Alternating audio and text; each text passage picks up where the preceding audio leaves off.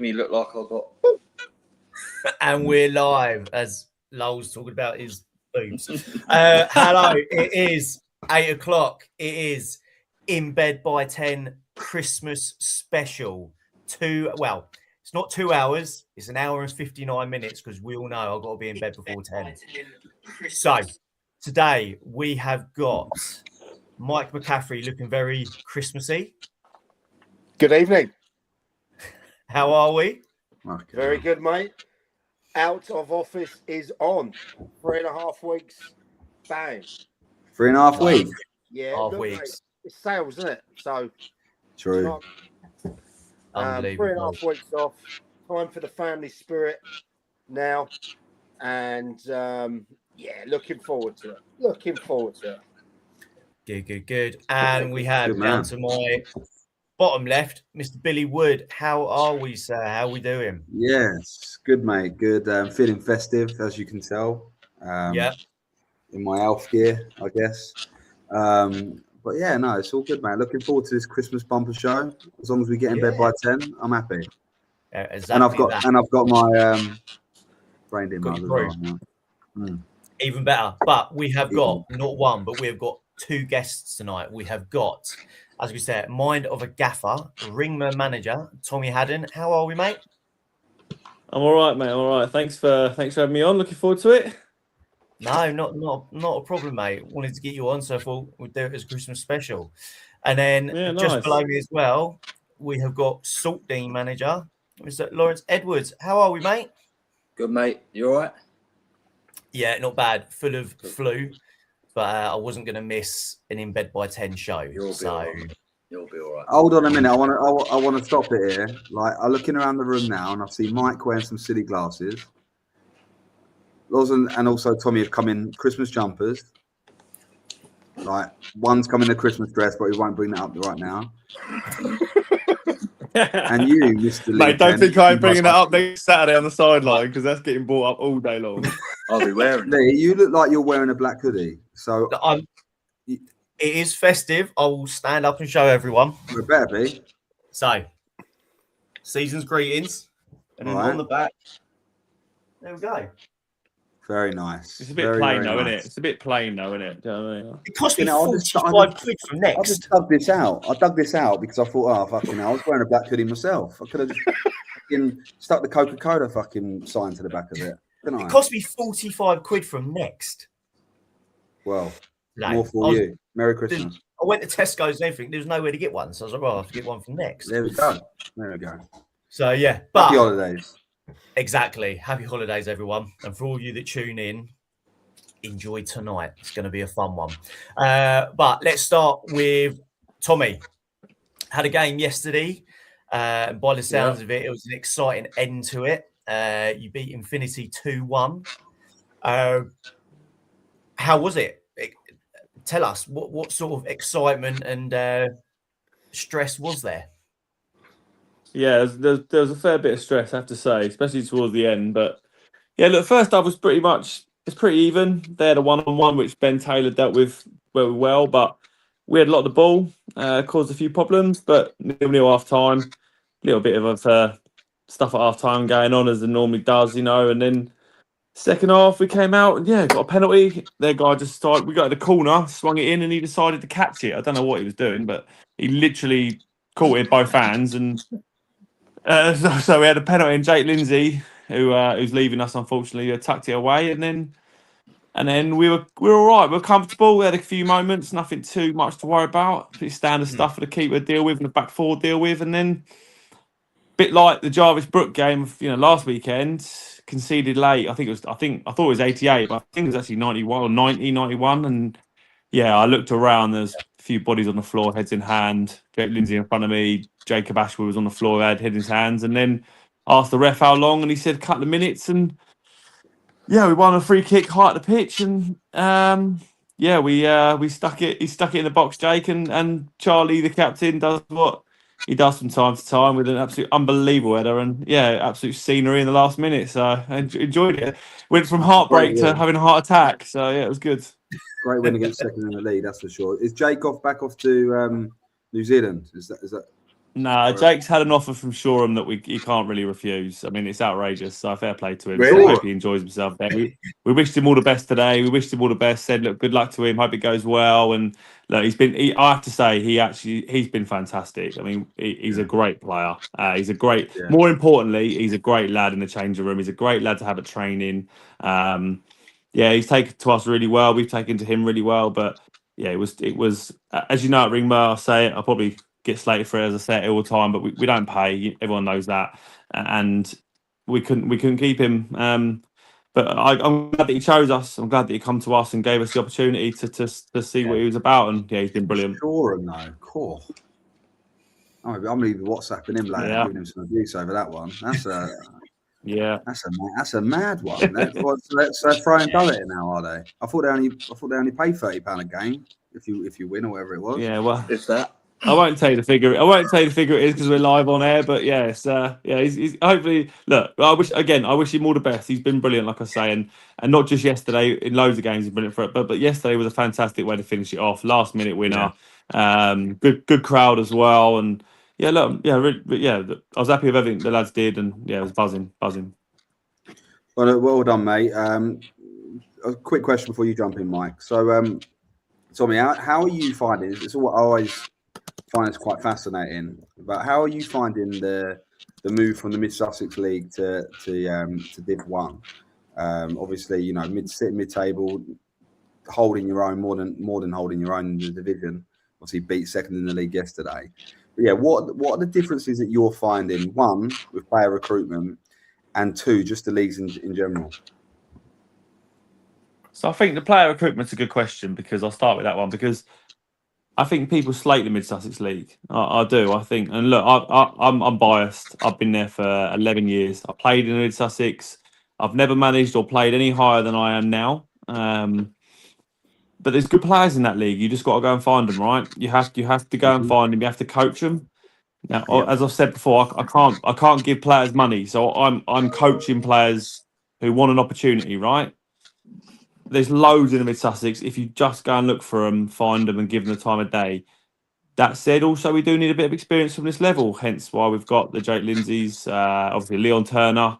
Trying to think, Ryan Doyle, Lucas Swell have all come and joined us this season from clubs that have they played at this level.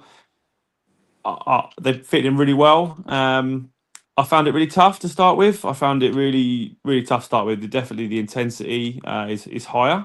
I think in Mid Sussex you can get away with an hour of playing football and then by then you're out of sight. Whereas here, I think the teams are relentless. And I think that it's more ruthless. I think that the strikers are more ruthless.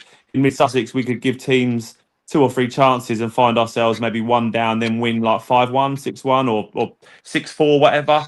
Whereas here, you give them a couple of opportunities, you're 2-0 down, and it's a long, long way back from 2-0 down, right?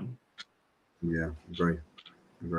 We've had to sharpen up in those areas, understand that we can't be doing that, close the shop up nice and early, and be tight, but then be ruthless the other end, and that's important. Be clinical. We've got to be clinical. Yeah. Tommy, how you doing, pal? I'm all right, mate. I'm all right. Looking great, mate. Always, mate. Always trying my best. Not a Christmas tree. Yeah, they are, mate. He does like a Christmas tree, yeah. Tommy, I've got to know a bit about your club over last year. I don't want to talk about the results because you've already shown on the pitch, you lads, more than handling yourselves in this league.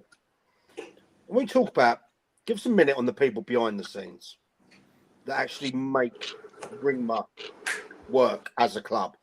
Because down there, you have some of the most fantastic facilities, probably the best bar I've seen out of all the leagues. Wonderful surface. Talk to me about how it all came about for the people that don't know.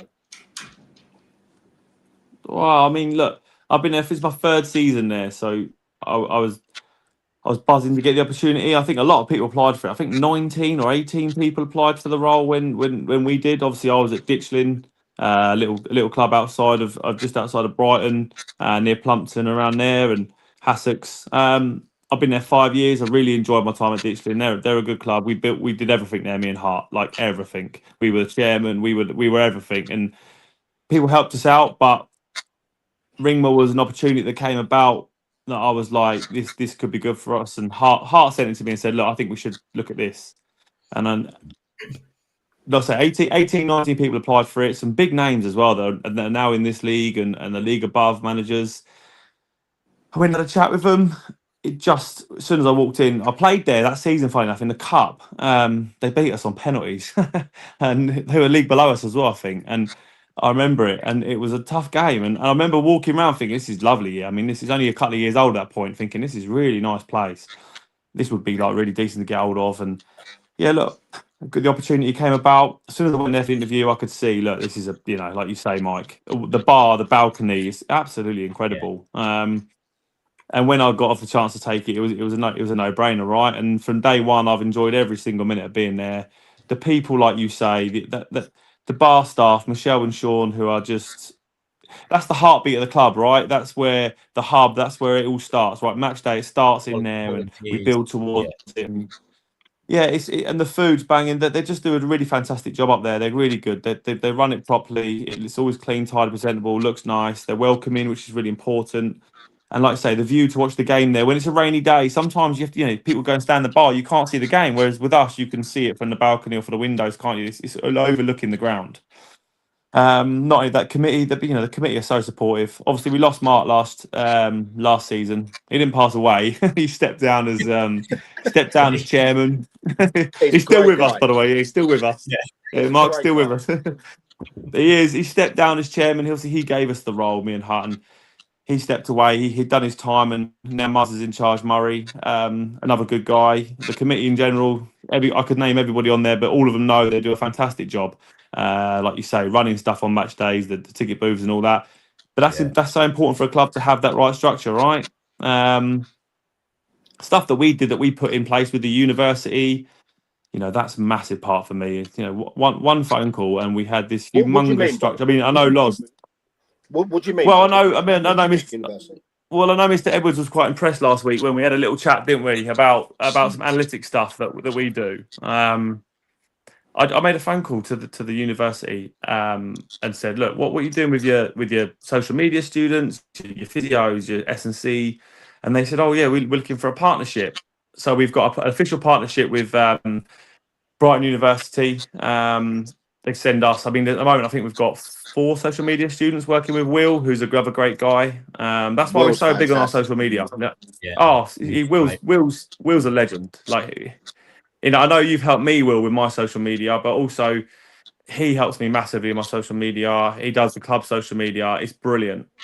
We have 4 or 5 students every game who tweet stuff, who are doing Instagram, who are filming stuff, taking photos.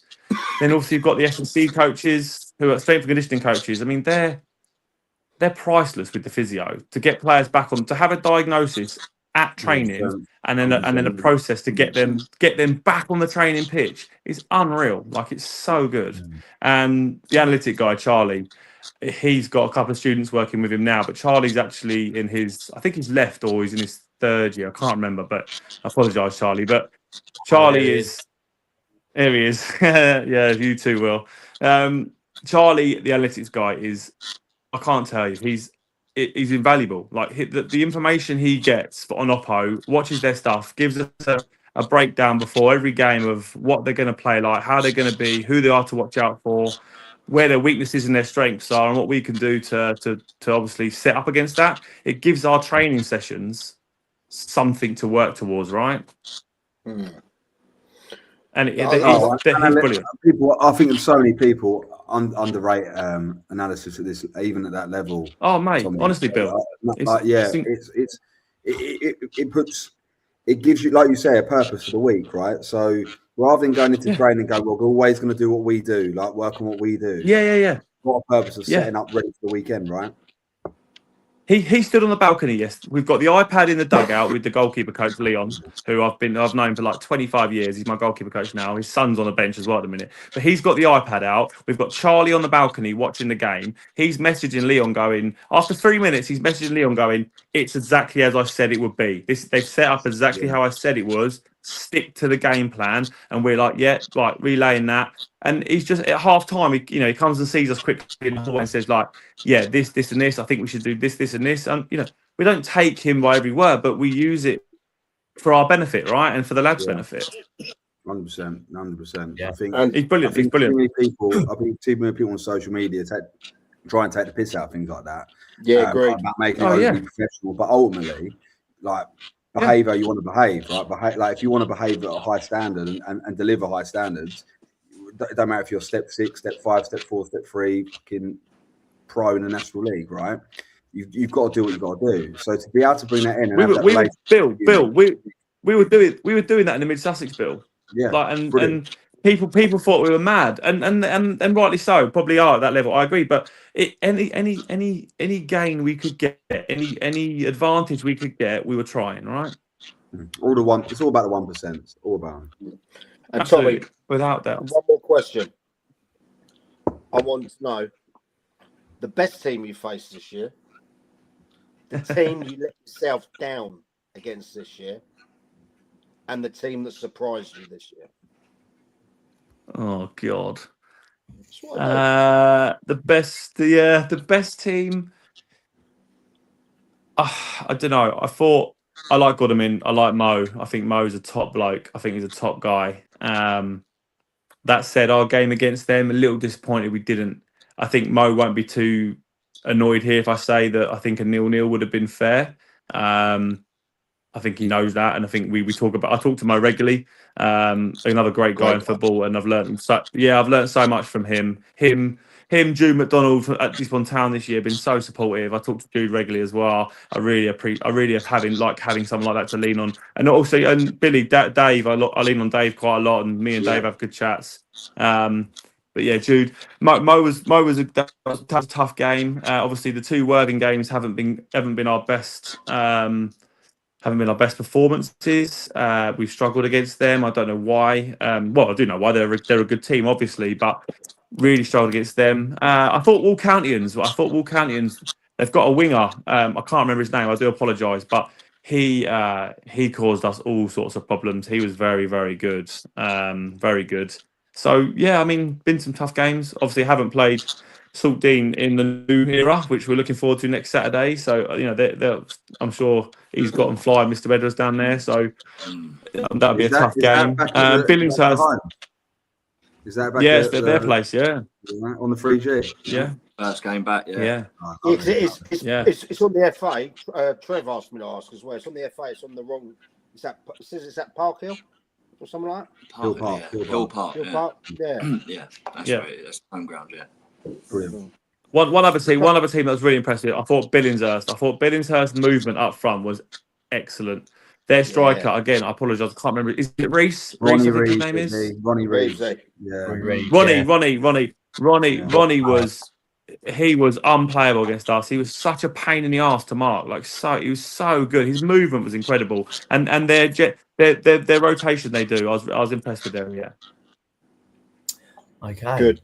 Well, it's plenty from Tommy that he's been asked there, and he gave as much as he could to what he was allowed. But we'll go down to Lowell now, mate. Kept you waiting long enough, watching there. So obviously started the season at Shoreham. Yeah. Started off with 3 wins out of your first four league games, and then got the opportunity Saltdean, and obviously we know you. Can I put this right quickly? Loz, can we get into that? Because there's been loads and loads of speculation on it, right? Yeah. We started the season unbelievably well at Shoreham. Yeah. What the fuck happened? Yeah. Right. I won't say nothing that can't be answered by someone at the club, so I'll just keep it to right. Okay, brilliant. So we went in there I was a little bit wary because I loved it at Varndine. It's really close. I live around the corner. It's one of them clubs that I really enjoyed being at, but we felt it was probably time to I'd say Shoreham would be a step up in terms of club size. Yeah. So we went for it, but not without having our doubts. And I mean, everyone will say the same things probably as what I could tell you and stuff. But I've known the owners for a long time. I've known Malcolm since I was 16 when I first started playing county. I've known Stu from when I played at Shoreham, and we went in there. We sat down and we made a plan, like with the conversation we had. But this was when they offered me the job. We made a plan and made it. I actually said to them, "You offer me what we want to do, and we'll work with you," rather than me going in and making demands, because I just didn't feel I don't feel right doing that, whatever I do. But we went in, and it just things change pretty quick. I don't want to throw people under the bus or anything, but things just weren't what they were that we thought they were going to be. But we was already so close to the season. We'd worked so hard to get our players in. Yeah. To, like, between the three of us, between me, Matt Stevens and Matt Fleming, who both do it with me, we put so much time and effort into it. Things started changing, but we was like, we've got to stick it out. We need to carry on with this, because it's a bit of a letdown on all the boys that we brought with us and who we got in. And it just got to a point, and it just, when you just know. I said this when we took the job. I said to the two boys I do it with, I said, if we get to this point, I'm jacking, whether it's 5 games, 10 games, a year, 2 years. If it's not what I want it was supposed to be, I'll stop doing it, because I have to stand by my principles and how I do things. And I actually left. I didn't leave Shoreham to go to Saltdean. So I left Shoreham on the Wednesday. And then I think my phone went mental within about 3 minutes. It was mad. And then that day, Saltdean had already, I think the manager had jacked maybe the week before, 2 weeks before maybe. Right. And they approached me. So it was never like, oh, I'm leaving Shoreham to go to Saltdean. It was, I left Shoreham. Saltdean, it might kind of look like that because of the timings, but it was, when Saltdean come in, it's a no-brainer for me. What was the most attractive thing for you to go to Saltdean? Like what obviously league below, relegation scrap. Obviously that's the short term. The long term, 3G pitch. Yeah, of course. You. But like, what was the driving factor for you to take that job? Was it you wanted to get back in the saddle quick, or was it just the right fit for you? So I played at Saltdean on 5 different occasions. And it's just a club. 5? Yeah. It's just one of them. Separate times. Yeah. Okay, now. I know, mate. I know. I was terrible, but I had I've got quite a relationship with it down there. I know that I knew the chairman, Bob Marchant. I've known him since I first started when I was younger. Matt Fleming and Matt Stevens have both played for Saltdean and I have as well. So we'd all played for Saltdean. And my granddad managed there before I was born. My uncles played there. My dad didn't play there, but I have an affiliation with it. Yeah. And it's just one of them clubs, like, I don't know, I was always like going back there 5 times. I'm always drawn to it. And before, obviously you've seen the facilities and stuff, before that was even a thing, but before we'd even got into that, it was already like, do you know what? I'd always like to do Saltdean, because it's, it's that side of Brighton. Sorry, just reading that. It's that side of Brighton. It's just a bit closer from Dubai. Yeah, nice. Yeah. No, I didn't actually find it that hard to drop a level. Answering Jarzi, it didn't bother me. I'll be honest. It didn't bother me as a player either, which I think is a massive problem as well for some of these youngsters. They think they should be playing. I couldn't agree more with that. By the way, yeah, could drop in there. It's one of them. They don't want to, do they? No, but I think the only thing is the quality of facilities is massively different from the Prem to Div 1. So, I mean, Billingshurst are a great side. They're the best team we played against. But when we played up there, it hammered down the day before. And my word, I mean, I've played there a few times. The pitch was so bad, and you don't really get that in the Prem now. Yeah. Where else have we played? Like East Preston wasn't too bad, but like Worthing United last week, I know it's hard. I know it's all they're all volunteers, but just the quality in terms of the facilities is the only thing that's probably I agree with different. Answering Jalsey, but it wasn't hard for me to drop at all. It really wasn't.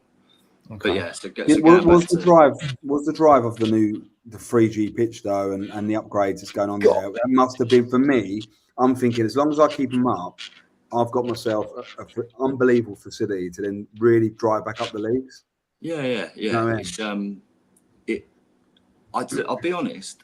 Like we'd always had when we was at Varndine and it didn't happen at Sean, but we played against Saltdean and we'd always have a good battle with Saltdean when their old manager was there and that. And I don't know, it was one of them things where I always looked at them as if, because we used to play against them and you'd see like they'd be talking about the facilities, but they'd have like the pillars for the new clubhouse and that. And you think, is it really going to happen? You know, it's one of them. You see it all boarded up, and then when I went down there on the Thursday before I took the job, and you know when you just walk into somewhere, and I met the chairman down there, the owner, Andy Brown, and he's such a Saltdean man. Yeah. And the way he spoke about it, it was like I just knew that's what we needed to do. It was it's an attractive proposition, isn't it? I mean, how often do you get the chance? It's going to be the best facility about. I mean, it's got everything involved. Like it's some all big names applied for that job, was some big names. I know, mate. Not me, no. Billy got his CV and he's like, yeah, right. One, I wouldn't call myself a big name, and two, I'm only a big name on social media, but and two, it's just too far. I know. Me. I know, applied for it. But there was some big names. I know there was, I know. And I don't see myself as a big name. I've only been managing for however long. I know a lot of people, but that doesn't necessarily make me a big name or good at what I do. But I just think we just fitted. It's a good fit for us and them. They want someone who has an affiliation with the club, and they want, I'm not worried about budgets and I'm not worried about all of this stuff. So I think they just wanted someone just to stabilise it, and then I can get certain players in, and I think I can. Not this season now; it's probably too late. But I think we can get back to step 5, if not this year. What's the plan for this season then? Like, what does the club want to achieve? Obviously, they're just happy to stay up, mate. This year, they just need a season of just sort of like standing still, if that makes sense. Because I think they've been fighting relegation the last couple of years, and then when they got relegated, I think they kind of thought they'd go straight back up. But this league's so unforgiving. Every week's just a different test. So I think they're just happy to sort of settle everything down, and we're just kind of. But to be fair, like I know you spoke about it the other week, and when we went in and I spoke to Dale at Reigate, I generally believe that we'd be able to get the playoffs. So I thought, well, but if I can get my players across and stuff, and get players in we wanted, that we'd be able to get the playoffs. But it's shut up, Joe, you liar. Wind up, merchant. Yeah, I do love Joe though. I've got a lot of time for Joe. He's top man. Another badge. I'm locked in Aces now, guys. So it's good. What was Mike? Can you get Dave's message up? Yes, that he put in. Oh yeah, it's a good question. Is that? By the way, before we move on, another top bloke in Dale, by the way, at Reigate, another top guy. Again, doing things the right way. Play hard to play against. Another Mid Sussex guy as well. Like a lot of time for Dale. Yeah, he's type of gaffer I'd love to play for. Is old Dale. Yeah, he's sound. So it was Lawrence, Tommy. I hope both well. Question for you: what are your top strengths and weaknesses as a manager? Who wants to go first? Edward, you go first. Oh, mate. Okay. So my weaknesses is that I still have a player mindset.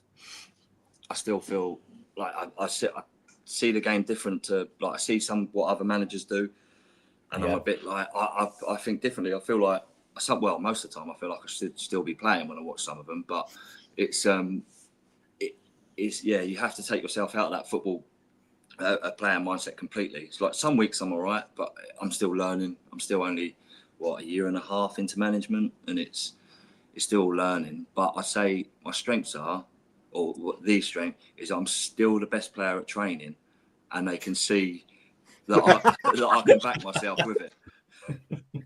So apart from the next day, I can't move. But but yeah, I just feel like I'm quite relatable, and I never lie. I'm not a bullshitter. So everything True. I say to this lot, I'll always it's always 100%. And if I tell you something, I'll follow it through every single time. And I think a lot the teams I've had have always been good teams because I think they believe in what we're trying to do. There's no bullshit involved.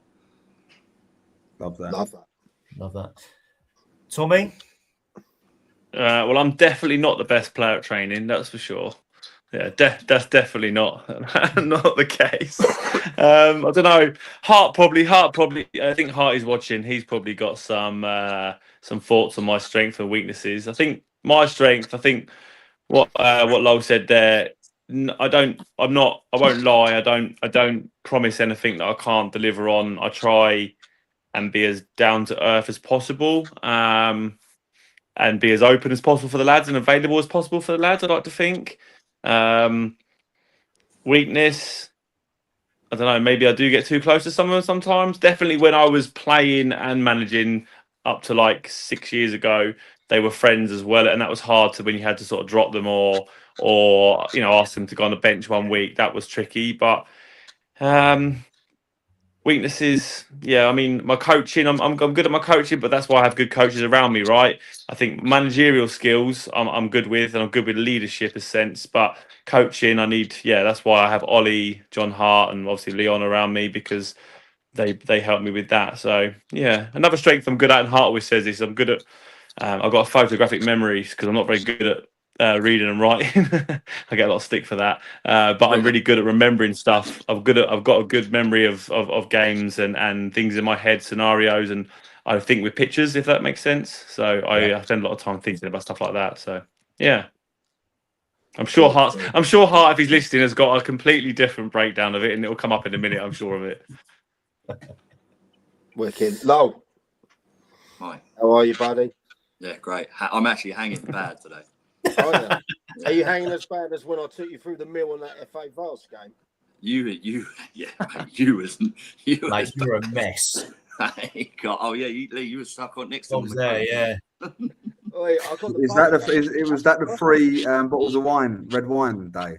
No, that was a night out with me and him. That's the first time me and Lee ever did business. We absolutely smashed both of us out with it that time, and I was hemorrhaging a red wine on Durrington Station, so much so that a woman actually thought I was dying. Do you know what I mean? But I was actually saying, no, I'm dead sick, I'm pissed. Do you know? Anyway, that's another one. Lowell.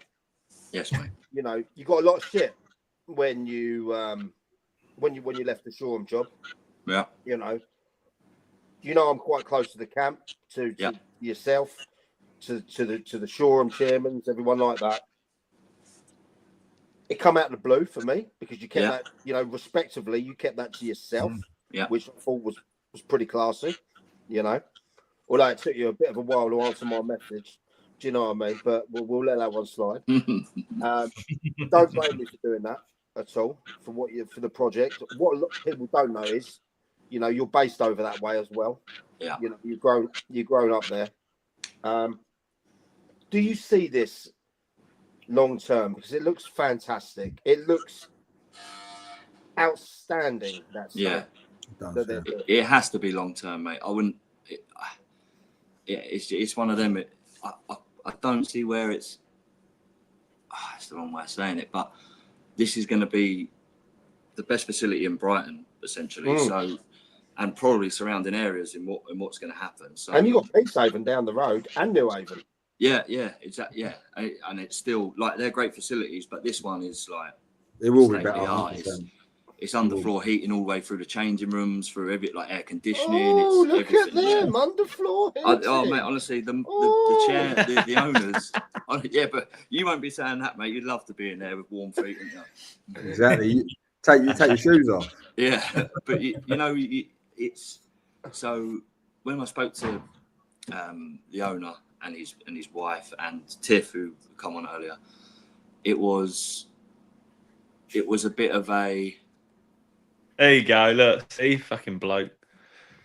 Hi, shut up. My old neighbour. Me and John Hart used to live in the same road. You did. Yeah. We did, yeah. We both don't live there And- now, but we're both in the same road. Well, I've got a message from Dale come through as well. It looks like he's written an essay, lads. So Oh, Coach yeah. Wyatt, so might not even. Oh, he loves a waffle. He loves a waffle. Oh my God. Love Coach Wyatt. Oh, 10 mil second. Oh, easy. That's a direct sort, dude.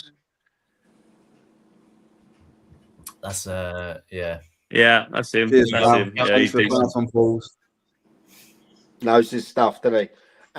Just Does. before you comment on that, what I want to say, lads, as well, I want to say thank you to all four of you, because tomorrow I do my last ever Dugout Diaries, okay? And every one of you here were on it. Now, Lowell, we did yours. I remember New Year's Day last year, you know.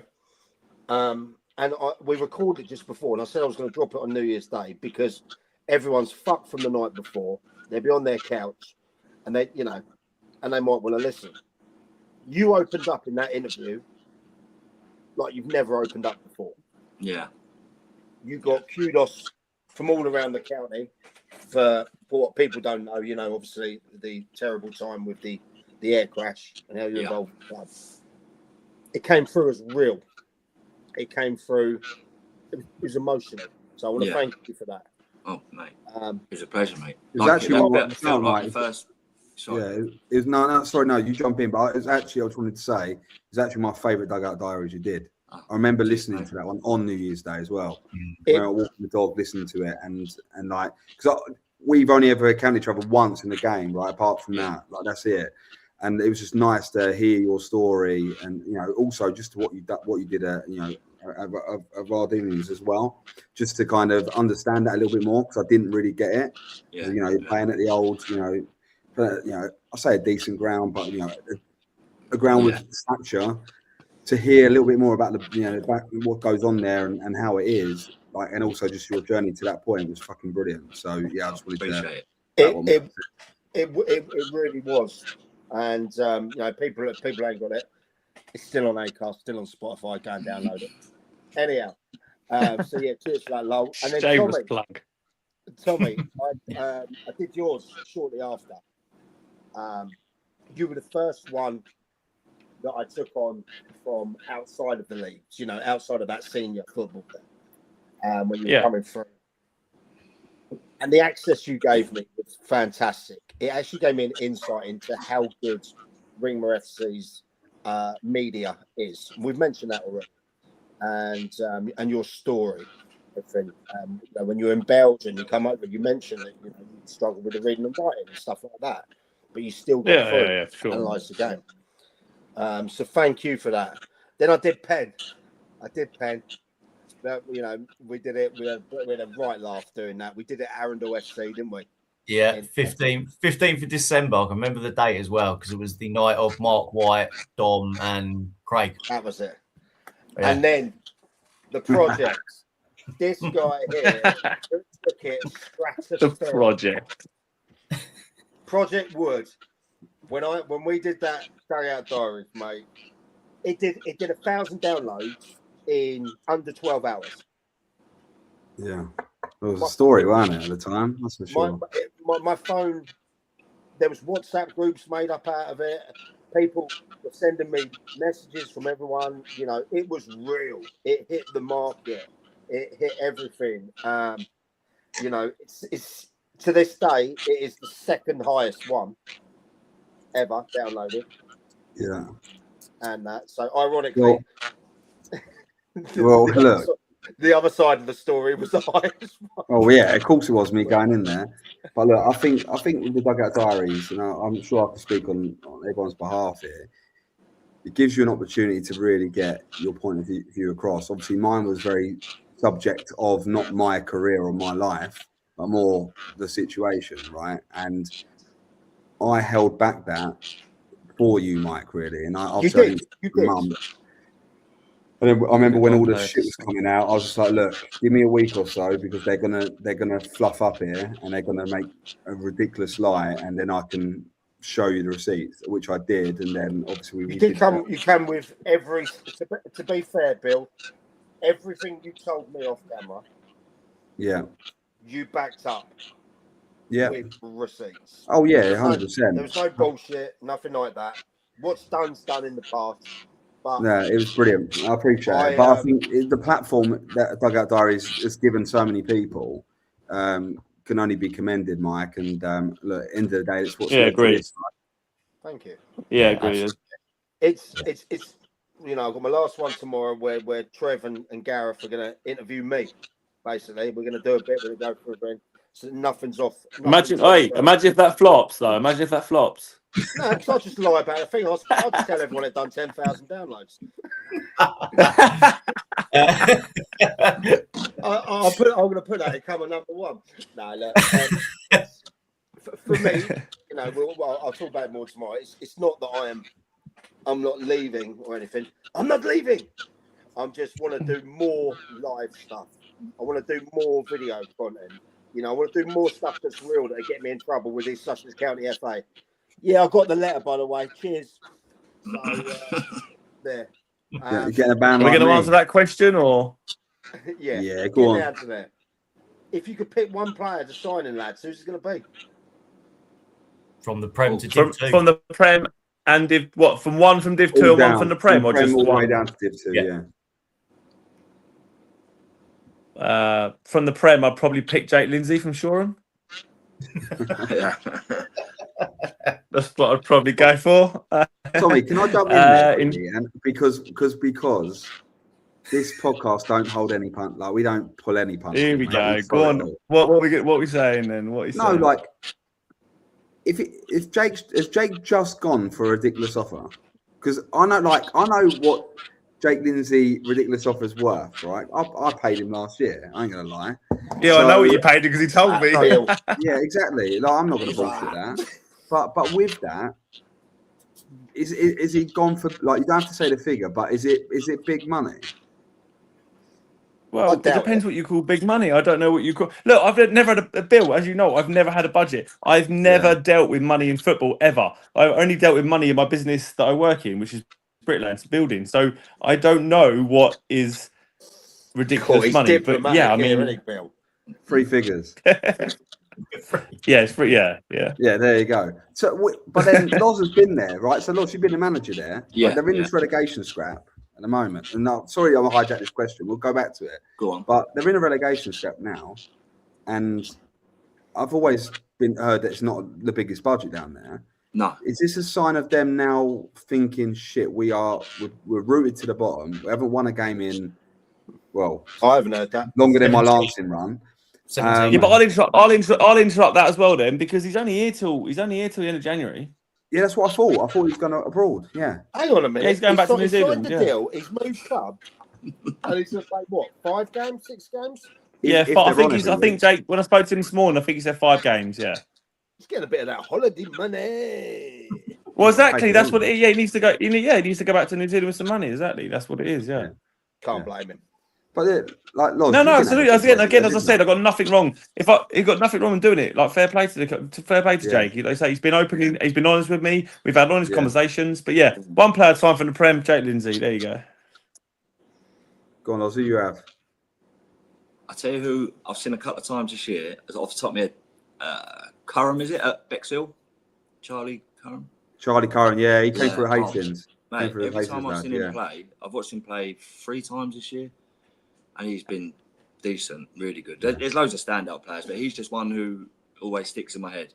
Yeah, gets on the ball, can play wide, straight down the middle. Yeah, he picks up the ball in good areas. He always seems dangerous when he gets the ball. Yeah, he's a top loud, Chaz. Yeah, I don't know him. I don't know him personally. Just I've watched him against maybe Varndine and I can't remember the other game. But every time I see him, he looked dangerous. And I mean, they're decent Bexhill as well, but he stood out for me. Yeah.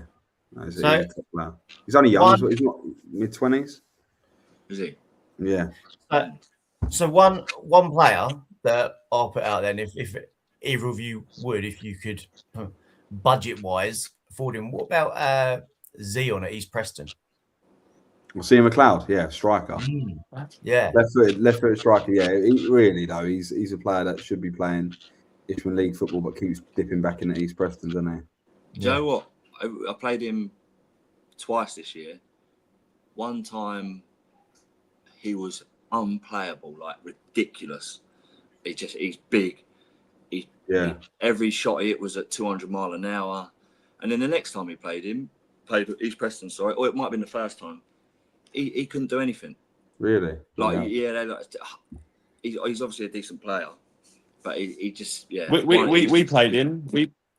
We played him at ours, and he didn't move all game and scored hat-trick.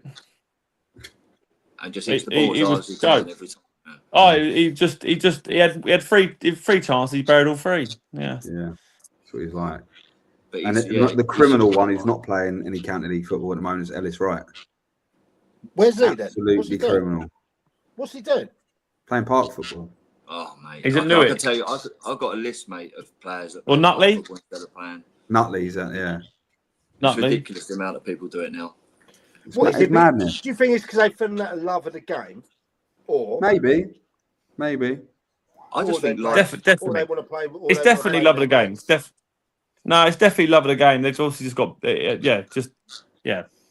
Some just want to play with their mates now, don't they? They go, oh, fuck it, all that Look at- travelling for like look at 20, 30 quid Clark, or nothing.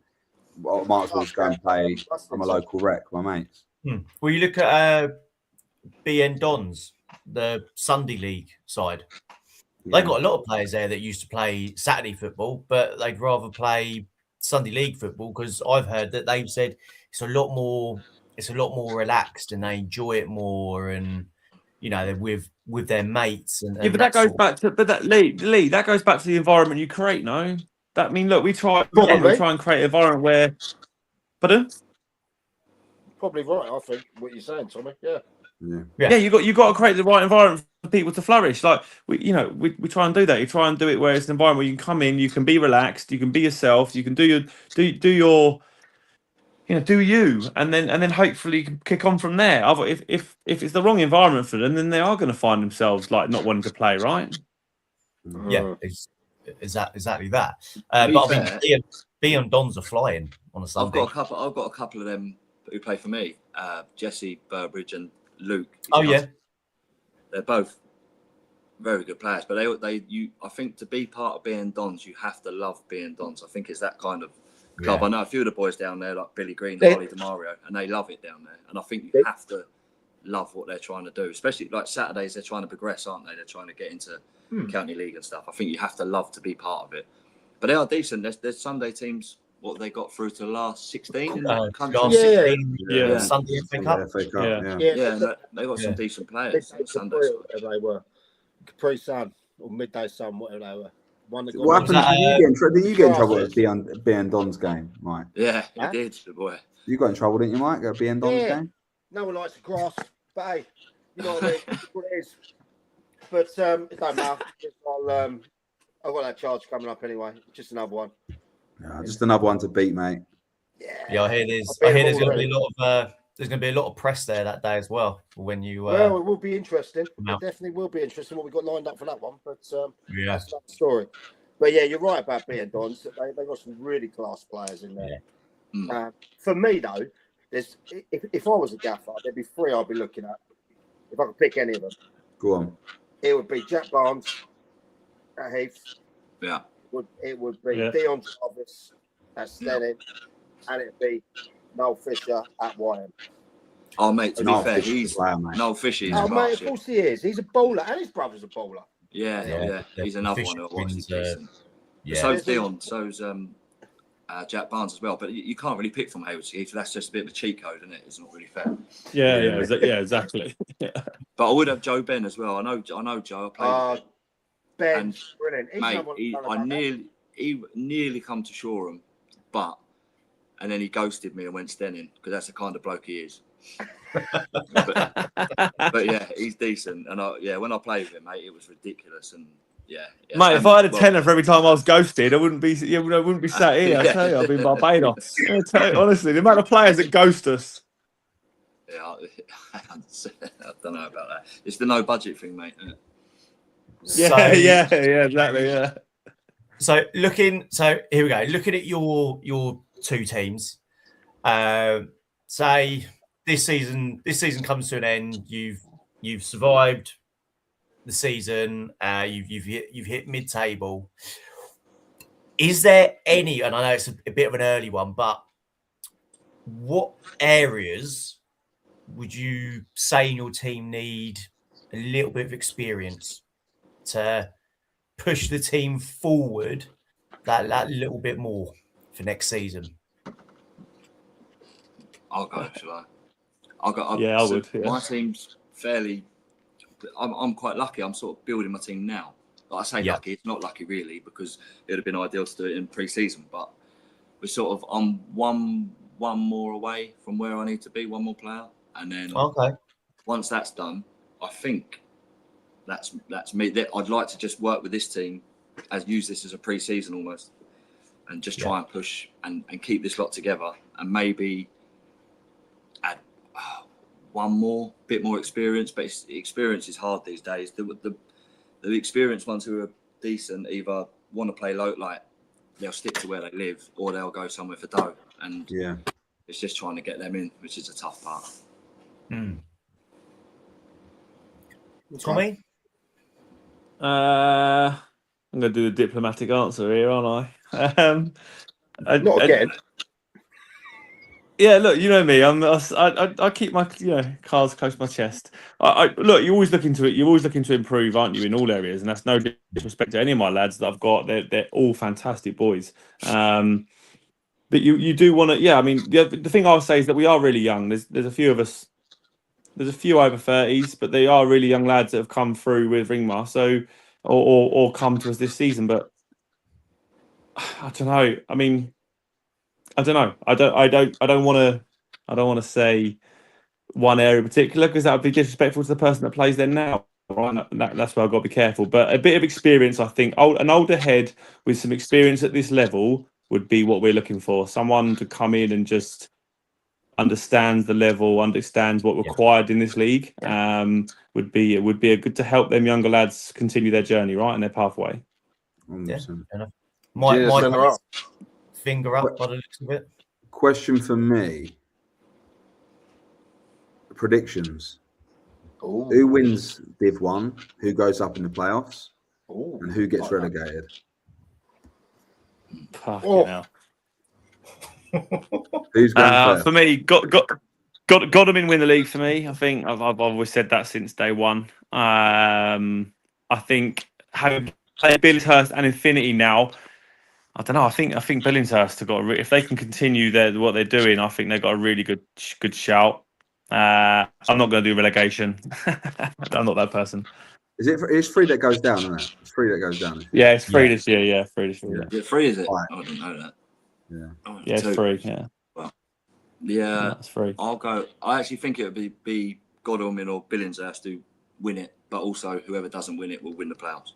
Okay. But I tell you, I do like, even though we beat them the other day, I do like Worthing United. Good side, isn't they? I'm torn between. Yeah. I mean, I think Godalming will win it.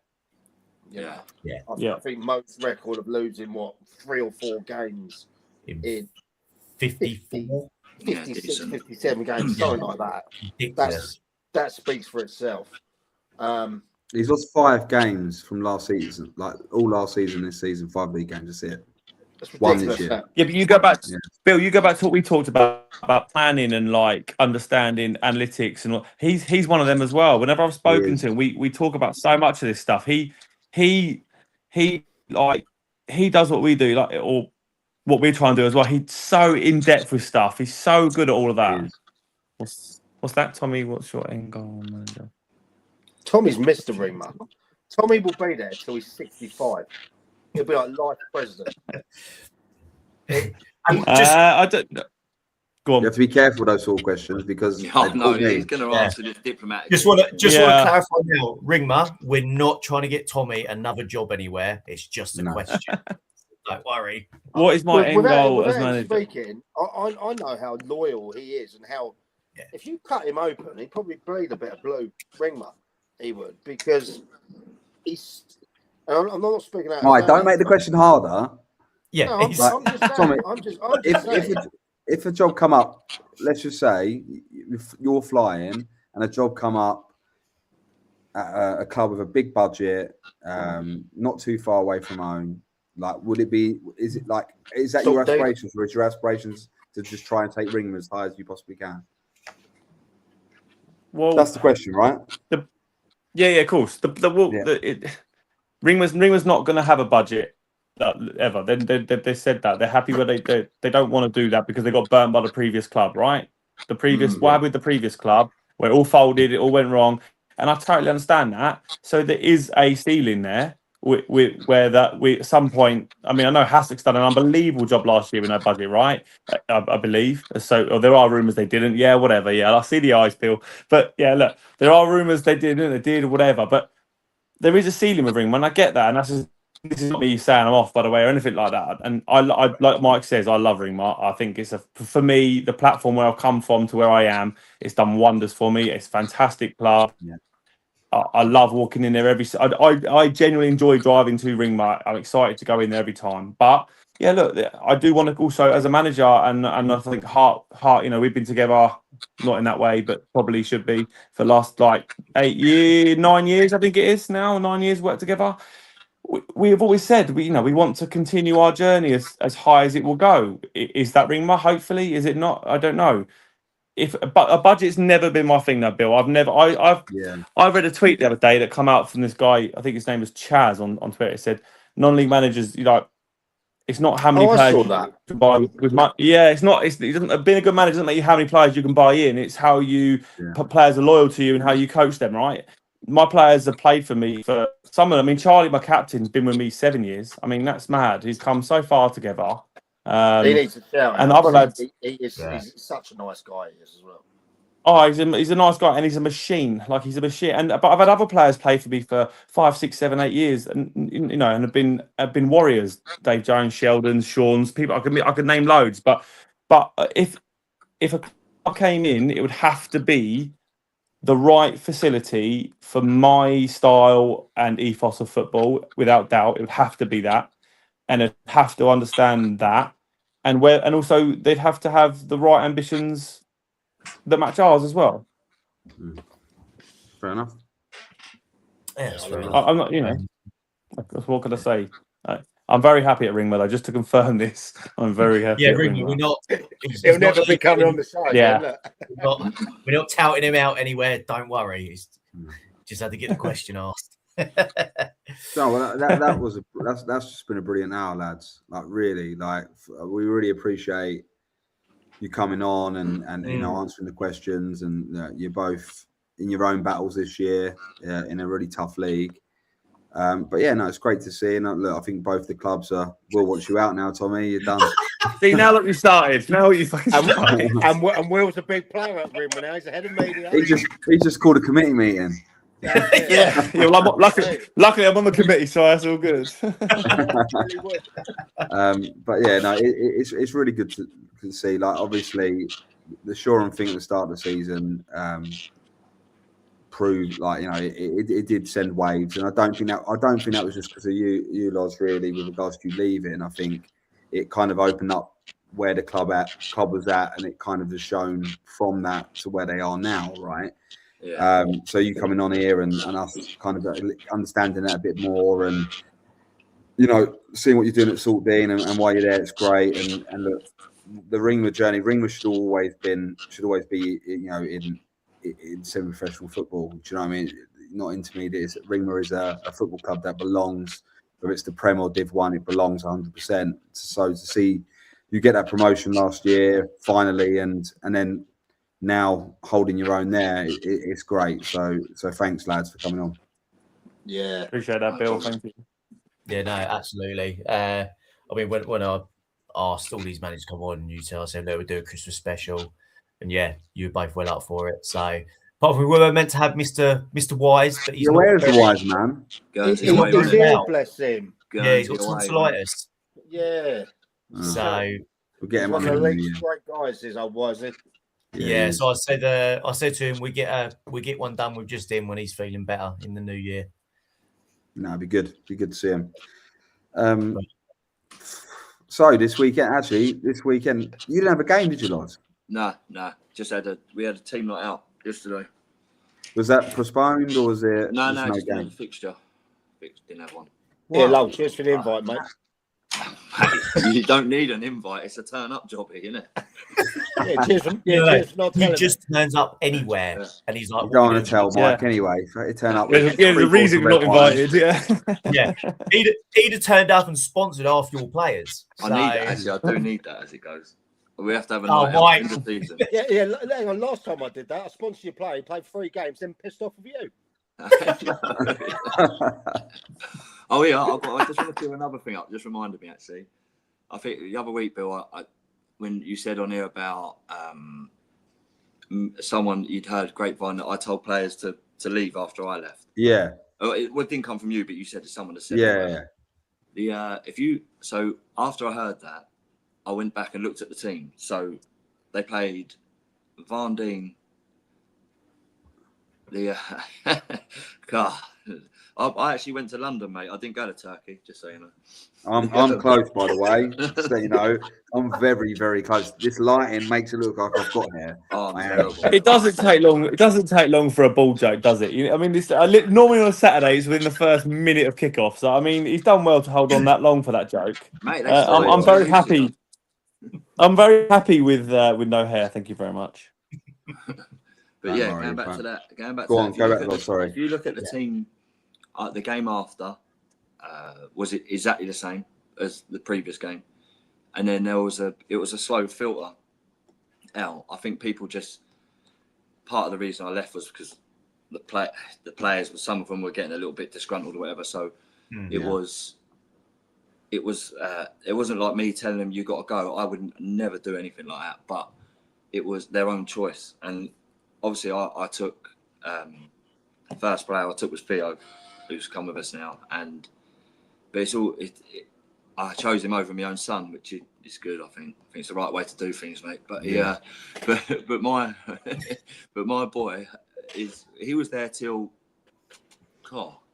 No, your boy's there till quite late because I actually watched him play. I watched him play a against few Lingfield. of them were, mate. Mate, he's a decent player, mate. Oh, he's decent, don't start mate. me off, mate.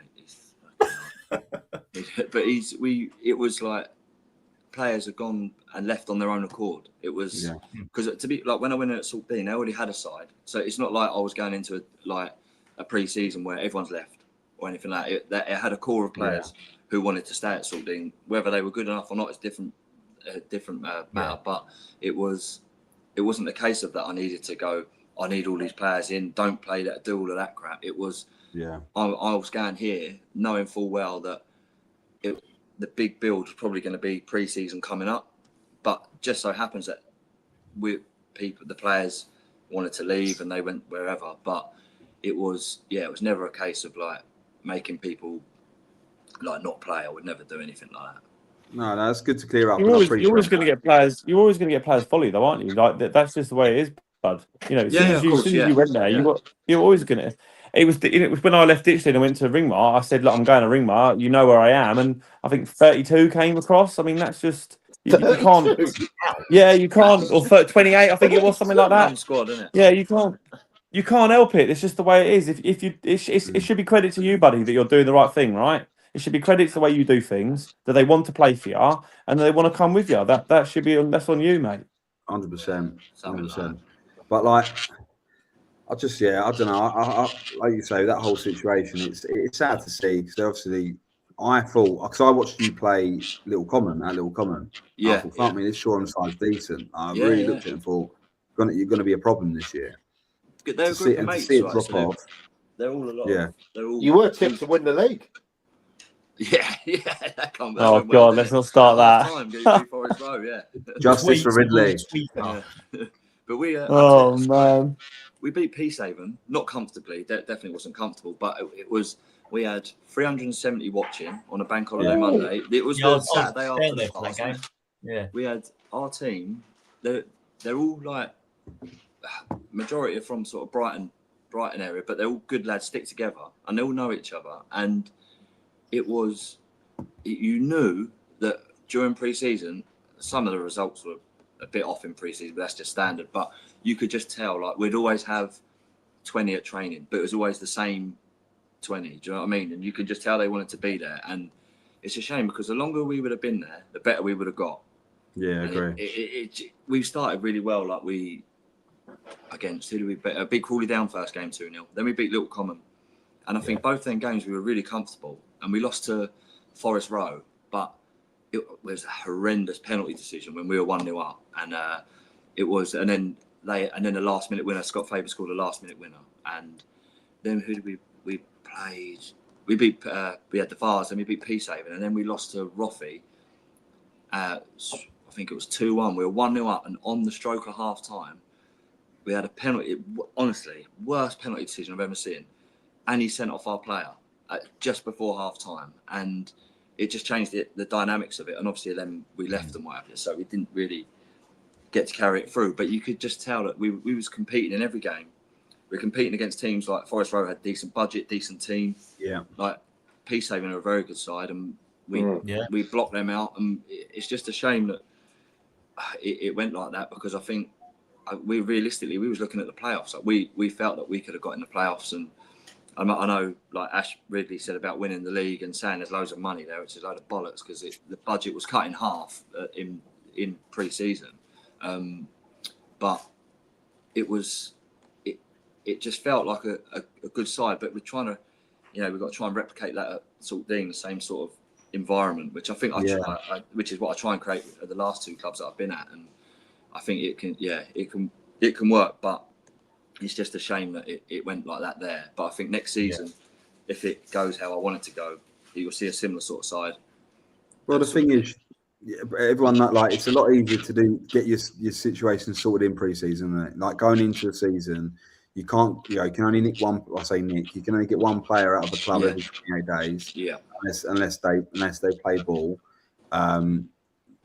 Games are coming thick and fast, so especially at that time it still probably was Tuesday, Saturday. You can't really get much done on in training. So it's always tougher to come into a situation than it is to have your pre-season and set out how you want it and get your philosophy across to 18 to 20 players that you hope for when you look at the team, the first game of the season to the last, that at least 11 of the names are still the same on the club. So I totally get that. But with you leaving, do you think the reasons you left? Because I'm always intrigued by stuff like this. Yeah. So you've seen what's happened under their previous manager, and now their very young manager that's gone in there, and I don't know how many games has he had? Probably about 8 or 9, maybe 10 now. Yeah. I think so. Do you think the reason you left is quite apparent to what's going on now, or do you think it's a separate thing? I think maybe I don't think they maybe quite realise not how good they had it with us, because that's not the right way of doing it. But I think don't think they quite realise that this could have been a 3-year, if you know what I mean, like 2 to 3 years of building, and then when now everyone's gone with the way it's gone, it's hard to then rebuild it, because you lot, like most people know, like Deffy will tell you, Mike, and I love Deffy. Yeah, it's a hard gig, mate. It really is, and it could, people say all the time it could be a massive club, but I agree. I think now with what Connor's doing there, it's hard, mate. And if they're paying, if they're giving people a big lump of money to come and play, does that really help in a relegation scrap? I don't know. Connor's a good guy. Connor's a good. Yeah, I like Connor. Yeah, I think I have to look at it like this with the money situation. It might bring them a better quality of player if they can go and get 5-6 Jake Lindsay level players. Yeah, great, right? But if it's just a Jake Lindsay, they ain't going to make a difference. No. And I just look at this. I think he's had 7 games now, the gaffer there, and look, they've not been hammered in the last 2 games. I think maybe that's it. Yeah, it must be getting better. But I tell you, so Gary Croydon told me this. So I don't know if you know Gary Croydon. He used to manage at Burgess Hill, and he's a bit old school.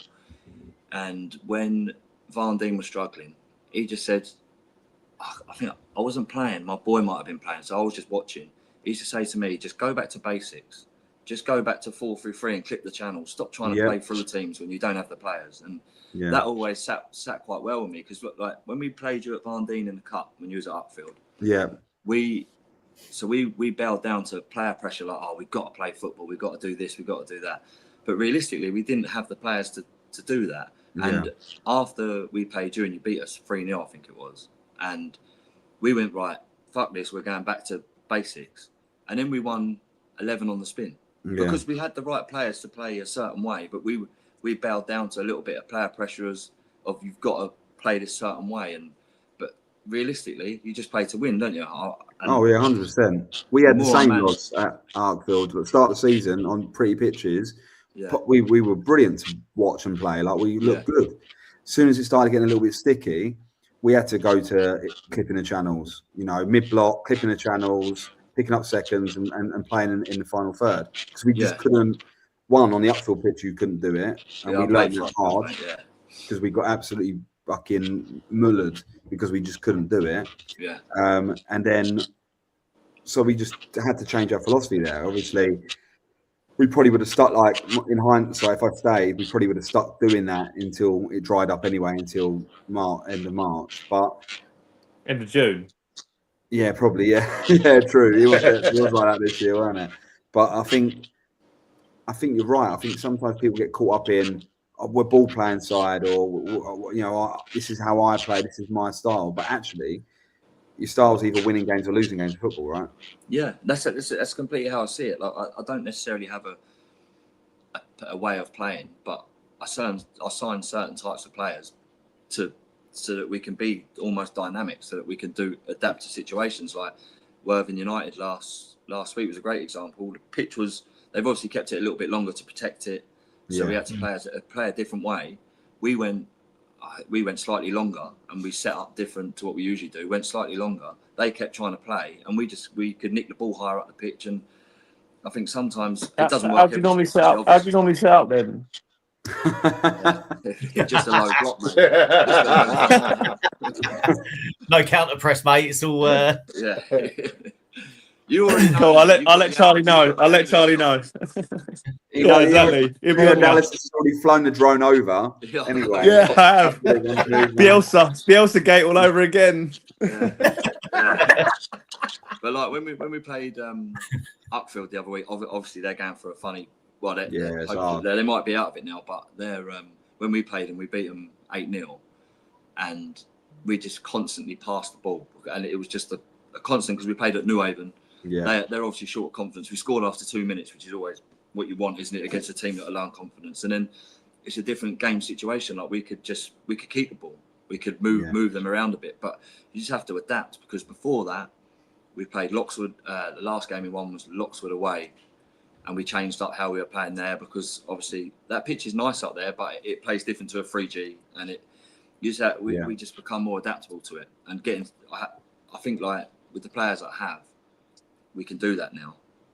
Like I said, I don't really have a style of play or nothing, and that's why, you know, like what happened with Shoreham, like Josh went in there, and when I so he rung me on the day that I jacked it, about 10 minutes after I jacked it, funnily enough, saying that about him going there, and he was like, oh, I want to play a certain way. It will just be keeping the ball constantly, and we'll do this and we'll do that. And I just sort of went, are you sure? Like, you know, like Shoreham pitch is all right, but this time of year, you know, it's what it gets like. And he was, and I think that was probably his downfall. Like, I like Josh, he's an intelligent guy, but you know, sometimes you're like, you just got to sort of take your medicine and go, right, we've got to change things up a little bit. But I don't know Connor well enough to know how he's playing, but I sort of knew about Josh because obviously my boy was still playing for him, so I sort of see how he was setting up and stuff. Well, Connor was the assistant manager. Yeah. So I know. You think maybe they go for a name somewhere, like trying to pull in players that way. I don't know, but and maybe they've just thought long term and gone, if we go down, we go down. We just rebuild next year. Which might not be a bad thing. No, do you reckon it was a bit tough for them to find that guy though? You know, because you're like, nah, someone always take a punt on it, mate. I know who applies for that job every time. So Billy was getting money, wasn't he? Yeah. I had conversations. I'm not going to deny it. There was someone else in touch as well that was wanting the job. That was Dean Cox. Yeah, do you know what I Really? mean? Yeah, I would have thought Look, they would, you know. You could Shoreham's take an the interesting one. Like Loz says, it's one of those like established county prem sides. You know what I mean? Obviously, it's flirted with the Isthmian League. Obviously, it went down and it had a double relegation after when it came down from the Ryman South. But it's a club that gets half decent support, doesn't it? It gets half decent support. Yeah. It's in amongst a load of chimney pots, so it should be an attractive opposition, like opportunity for someone for sure. I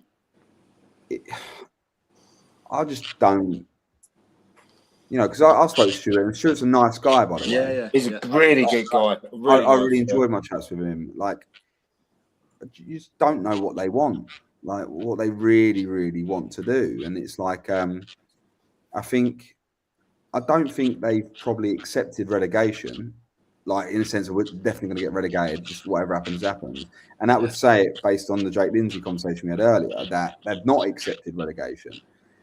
But what they're going to need is they're going to need experience. They're going to need big fuckers. They're going to need to really grind they have to grind. They need 3 points every 3 games, whether that's 3 draws or 1 win every 3. But that's what they're going to need to get out of this minimum. Yeah.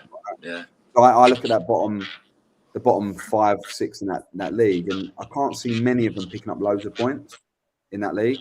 I think there's a real big divide in the Prem this year. Yeah, although I do think Lancing will. Yeah, they're motoring on now. Yeah, so Yeah. I know Bell and I know Rosie.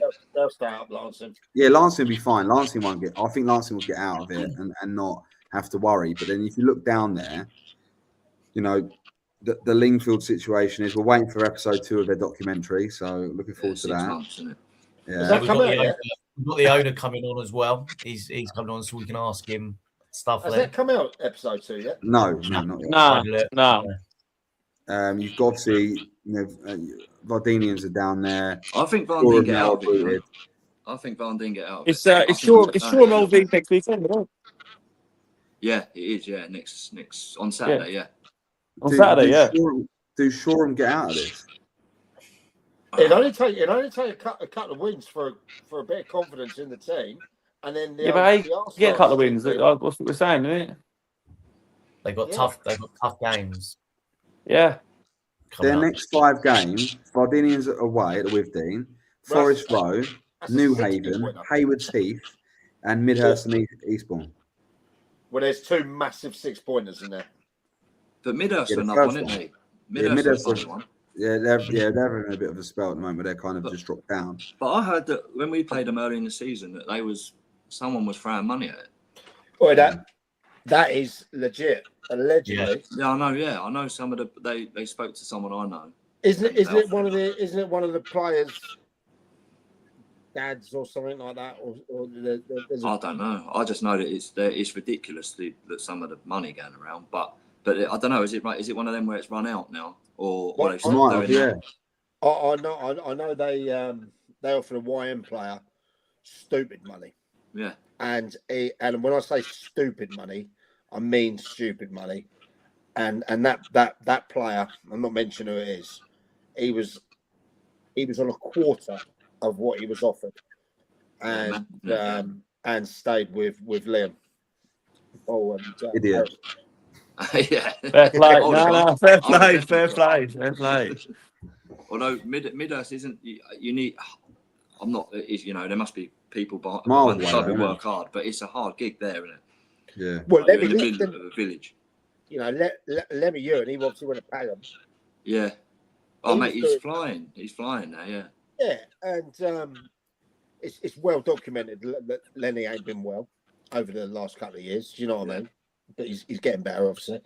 But he was doing a lot for that club, and I think he finds it a bit sour how it left with him, considering how much he did. Do you know what I mean? So, yeah, I don't know the situation with him now. But it's interesting.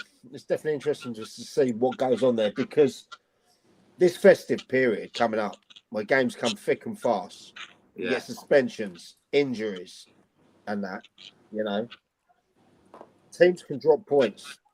Well, availability around. becomes a problem, doesn't it? Yeah, this it time of does. year? Of course it does. We got it this against Ringba. We've got 15 missing, so we're struggling. Yeah. Yeah, we funny have- enough, I'm actually playing that game. I'm actually playing that game centre mid. So I could still play in that game, mate. we'll go I'm just together. still We'll signed make a on pack now. We'll make a pack now. We'll both go together. I can't. I'm signed on at Shoreham still. Yeah, he's still Shoreham player. Yeah. So I've just found out from a source that the who you talk about the money is still there. It's from a player's dad, and the player So I was right. has to play every game. Oh, Hey, Really? The player, Come on. What the is player this? has What is to his last play. stroll in Formula One? Do you know what I mean? So Yeah. the money's still there, but the player whose dad's put in, he has to play every game. or even Wait, if you yeah. shit. Lee, give him my number. I've taken 6 weeks to get fit, mate. Give him my number. You'll need longer than 6 6 weeks, Mike. Jesus. Yeah. 6 months. Mate, you say you're going to the gym, you tell me you're in the sauna. So you know. I'm a regular in the sauna. In the So saunas, just yeah. Brighton Just a saunas. quick one,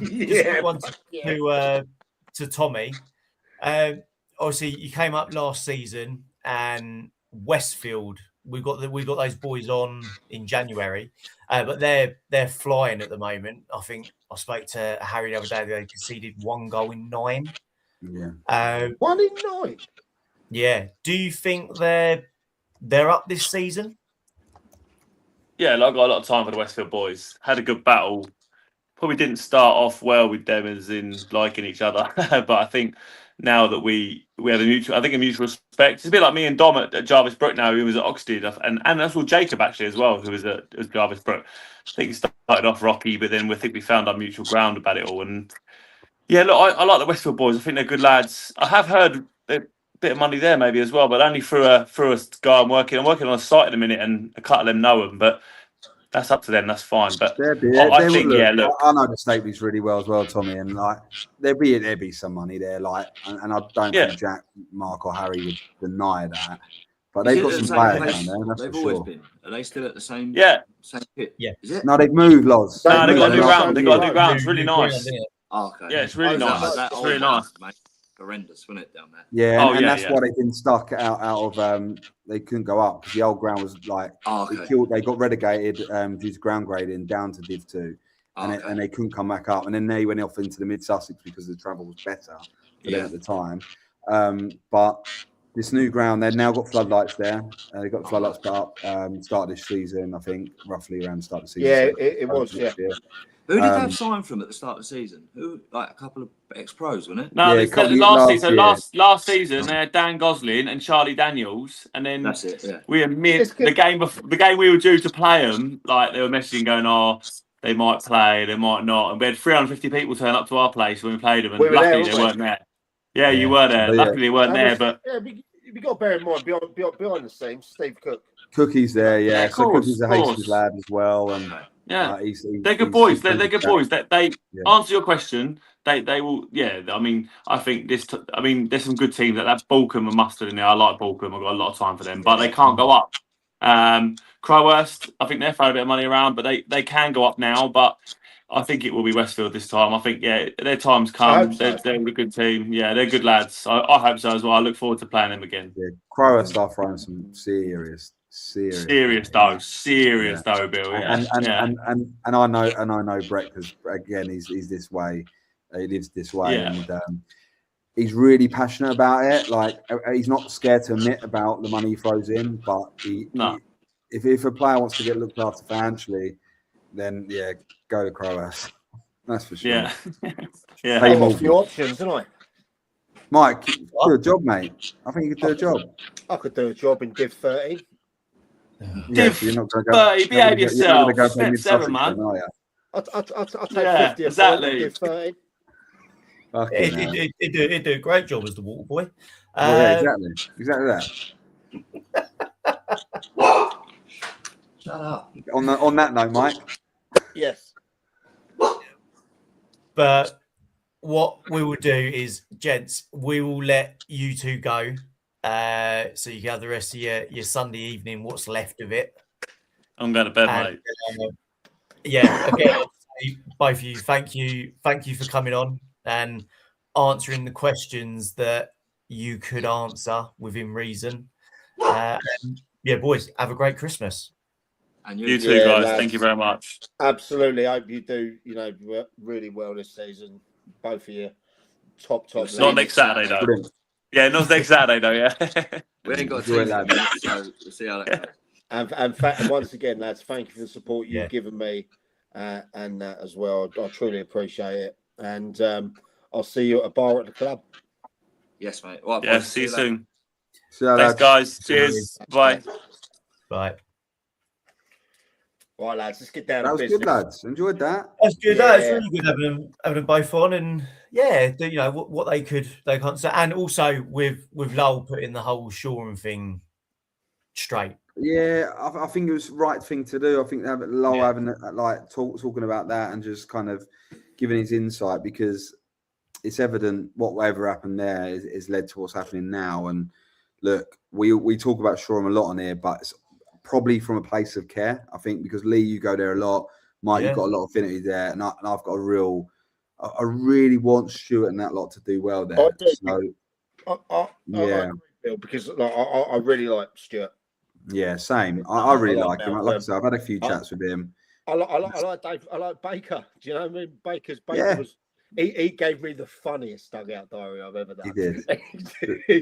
That, Joe I mean, Steve I think I nicked one of those things he said, and that was a quite like, was it about the Pirlo of fucking, like, I can't remember what it was. Yeah, Like, I mean, it's brilliant. But he does it tongue in cheek. But look.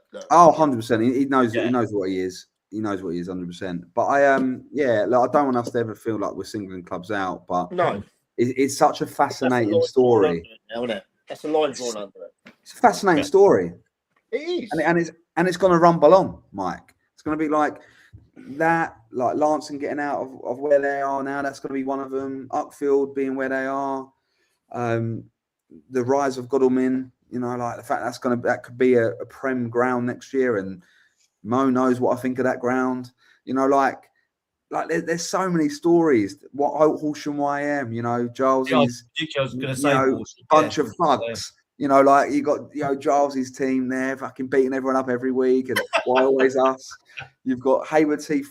Well, there might be saying Isthmian League quality already. Don't want to say too much about that, but might be something coming in the new year for that. Yeah. What for the Horsham situation? Why always them? That's all I'll say. Yeah, 100%. And it'll be good. Look, let's look at some of the results yesterday. Like, go on, we touched on Hastings, obviously a big win. Tell us what's happening in the camp at Hastings. What's happening? Yeah. Oh, the camp's good, mate. The camp's good. There seems to be a happy vibe now. Yeah, we're all happy over there at the playing moment. Dorf ball out there. Dave's Billy's doing putting well. strings behind the scenes. Yeah, like to be fair, I think me and Dave are a really good team, and look, there's loads of other members of that team, and make it what it is. But you look at it, 1-4 in the last 5. There was a bit of a slip up on Tuesday. Could it have been a bit of overconfidence? Could it have been the pitch? Like, I'm not going to blame the pitch because ultimately both teams played on it. We got caught cold, conceded 2 corners in the first 10 minutes of the game, made it hard for ourselves. Nearly got back into it, didn't. Moved on to Saturday, went 1-0 down early again. You go, fucking hell, it's happening again. Yeah. Then pull one back. Well worked goal. Then Stoney scores. Like, if you look on Instagram now, the turn, ball at him, little turn, volley, fucking bang, outside the area, over the keeper in. Then we go and get the third. Freddie Leg goes and gets the third, and we're kind of coasting. Then we concede to make it 3-2, and it makes the last 10-15 minutes tough. And the keeper has to pull out an unbelievable save late on to keep the 3 points there, and that's what they're there for. And he's done his job. So 3 points, a happy pilot field. Look, there's still shit tons to work on, both on and off the field. What's happening over the Christmas period? Who you got? Who's the derby? We're away at Ashford, mate, on next Saturday, which is the big one. Like, Ashford Hastings is the derby. That it's the big derby, and All right. there's a Is big there Needle? rivalry. Massive, mate. It's been Needle Is since there? since I joined the club. You There was go. Needle. Are you going? Yeah, I'll be there. Of course, I'll be there. Bells and whistles a lot, but the Needle there. And now at Ashford, you've got our ex-club captain who we won the league with, Jack Dixon, plays for him. Kane Penn, who won the league with us, is there. You've got Sam Asler, who won the league. He's there. Craig Stone's the interim manager. He played centre half for us when we won the league. So it's a lot of Hastings boys there that I absolutely fucking love. On my bet, am I going to be looking at over 4.5 bookings? Oh, 100%. 100%. Noted. But like, Ashford have underperformed this year for the budget that they've got. We started poorly, but it's going to be a good game, that. And there's Needle in it because there's always been that with us in Ashford. Always were the biggest crowds at the Pilot Field and away. When we won the year that we won the league, we took 600 fans there. Wow. Yeah. What's the vibe from the fans at the moment? Because I know you always, I know you speak to them. Yeah, it's good. Like they've had a couple of really hard years where they felt very disconnected with the club, and it meant a lot of people stopped going to games, which is never good, right? We're starting to see the old faces turn back up behind the goal. It's not as loud as it should be behind the goal, and that's no knock on them, but like the drum used to be banging all the time. And I'm a fan of the drum, mate. I thought on Saturday it wasn't like they went away to Margate and it was unbelievable. Tuesday night weren't too bad, and then Saturday just felt a little bit flat. And again, I'm not going to knock the supporters because I love them to bits, but they need to get back to. They need to remember what the Pilot Field is, and they need to like not have them dull moments. They need to be singing for 90 minutes. They need to, like they've got like it's not like the football's not good enough. It's not like the players aren't good enough. Like Jordan Mace is becoming like a fucking cult hero there. Do you know what I mean? He's becoming a real cult hero really quickly. Players like that, even Stoney leading the line, it feels more Hastings again, and the supporters really need to like understand that we're going to have this is the second coming of something special, and we need to go again. He's going to be given time, and he Bill. Oh, Dave, yeah, 100%. Like we're already talking about. Look, the season's not a write-off. I think no one's going to go December. We're safe, or there's no chance of promotion.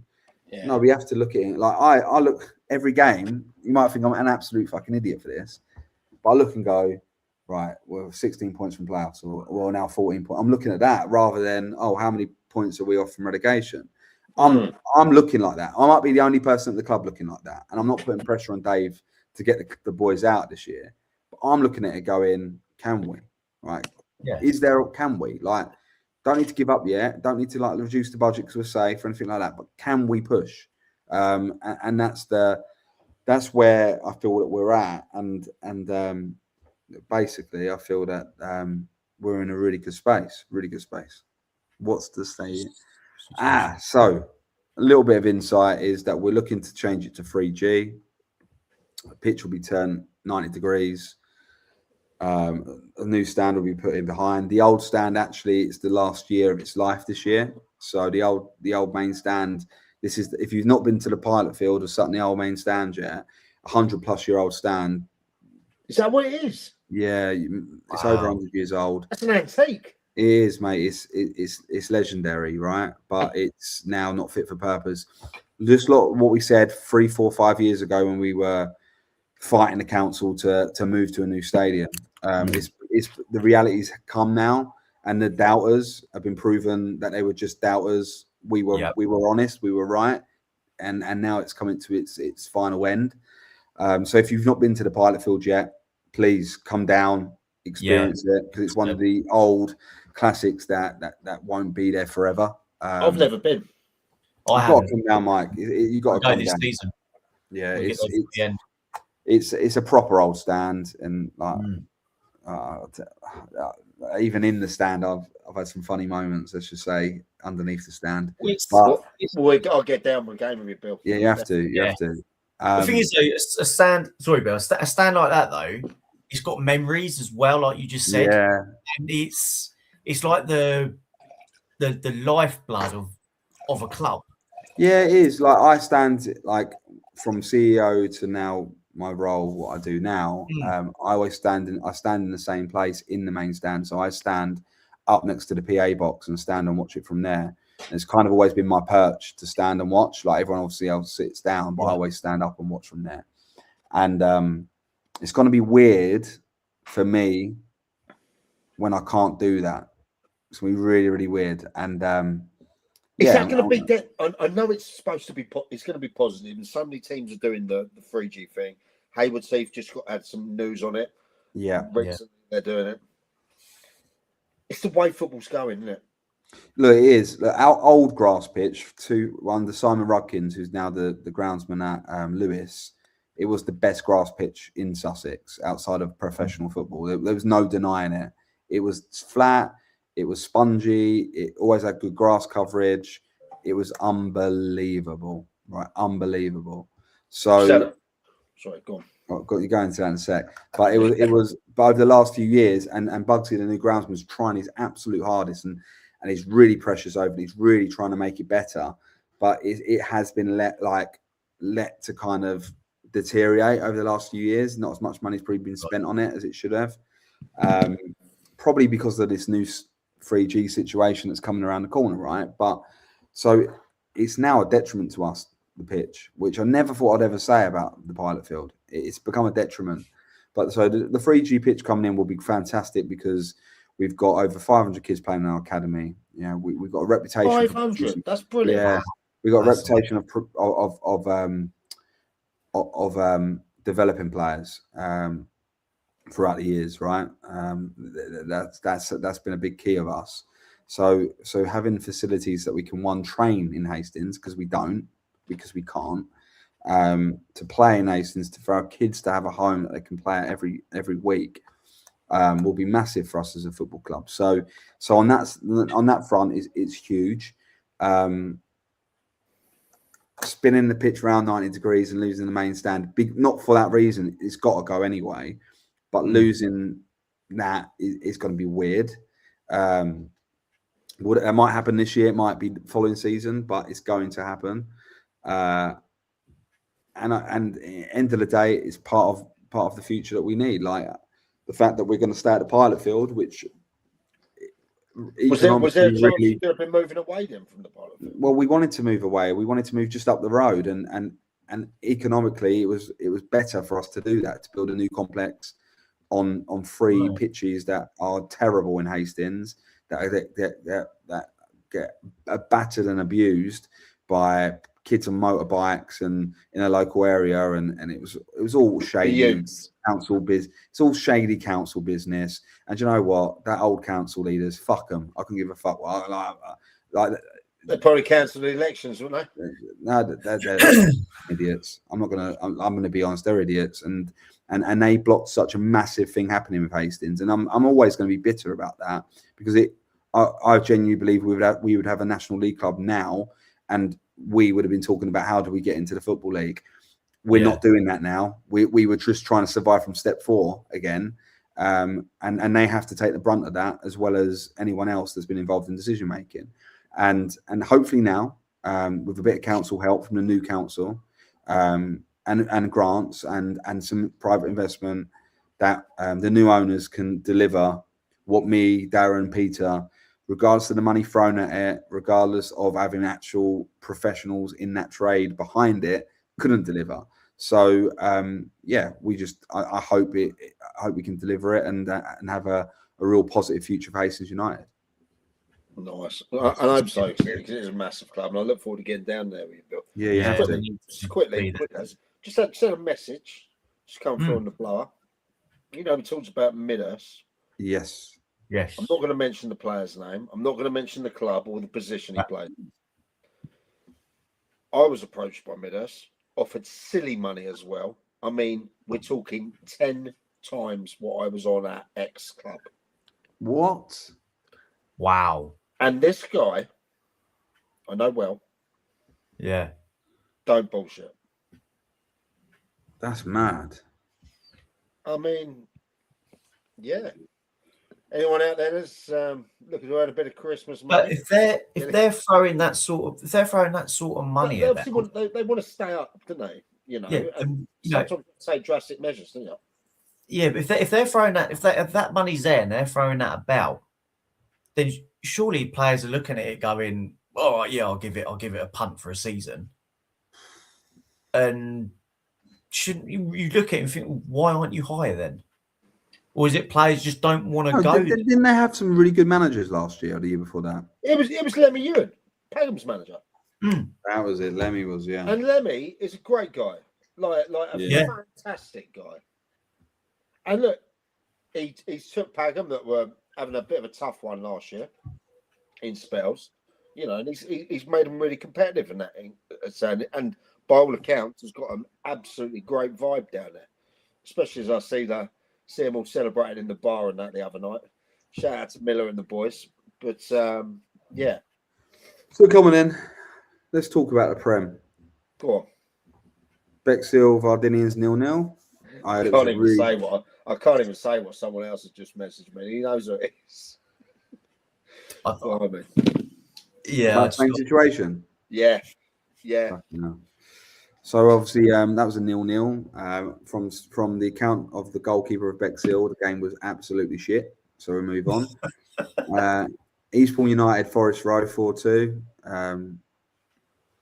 Eastbourne United, something's going to tell me they're going to get in the playoffs again. Got a feeling. It's got a feeling they're going to climb up the league. I just got a feeling about that. I'll come to that question in a second.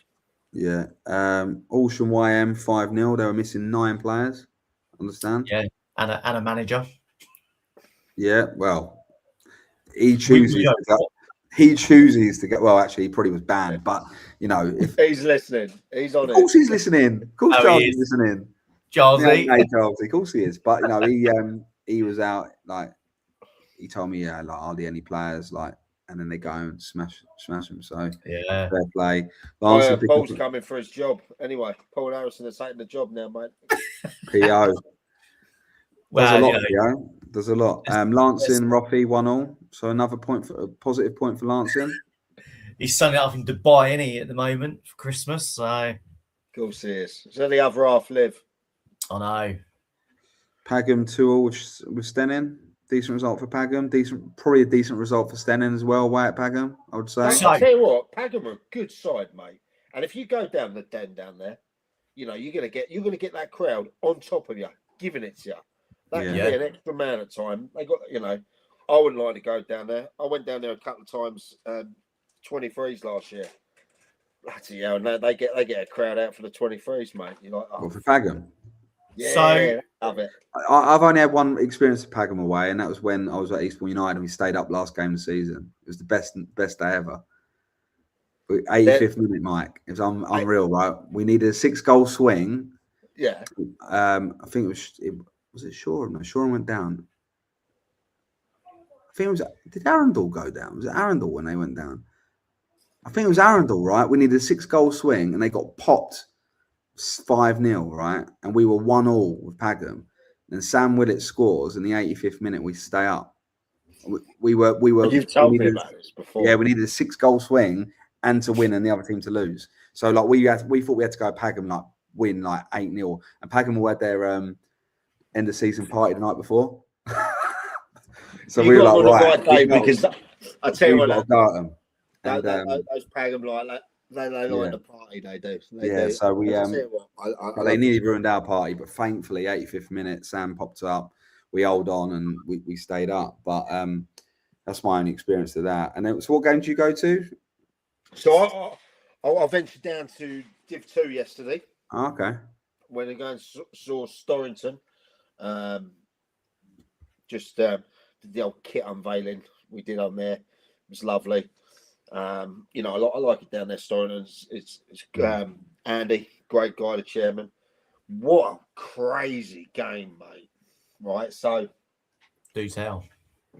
They go about 2-0 up in probably the first 15, 20 minutes, something like that. And Jordan Suiters, he scored from 45. He scored a 45-yard free kick. I shit you not. He took it, albeit the AFC Rangers They didn't have their proper keeper, I don't think. But he's hit this bullet, put it in the top corner. About 10 minutes later, he's done the same again from about 25 yards. They're 3-0 up at half time. They're cruising. They're winning every second ball. Jim in the middle doing bits, looking dangerous. Second half, I mean, I don't know what their gaffer said at half time, but they got a goal back after about 20 minutes, then a second, then a third, and they could have had a fourth. Really?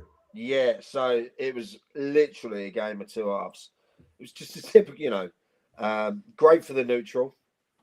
But I think it's a camp I know well, Storrington, obviously. Yeah.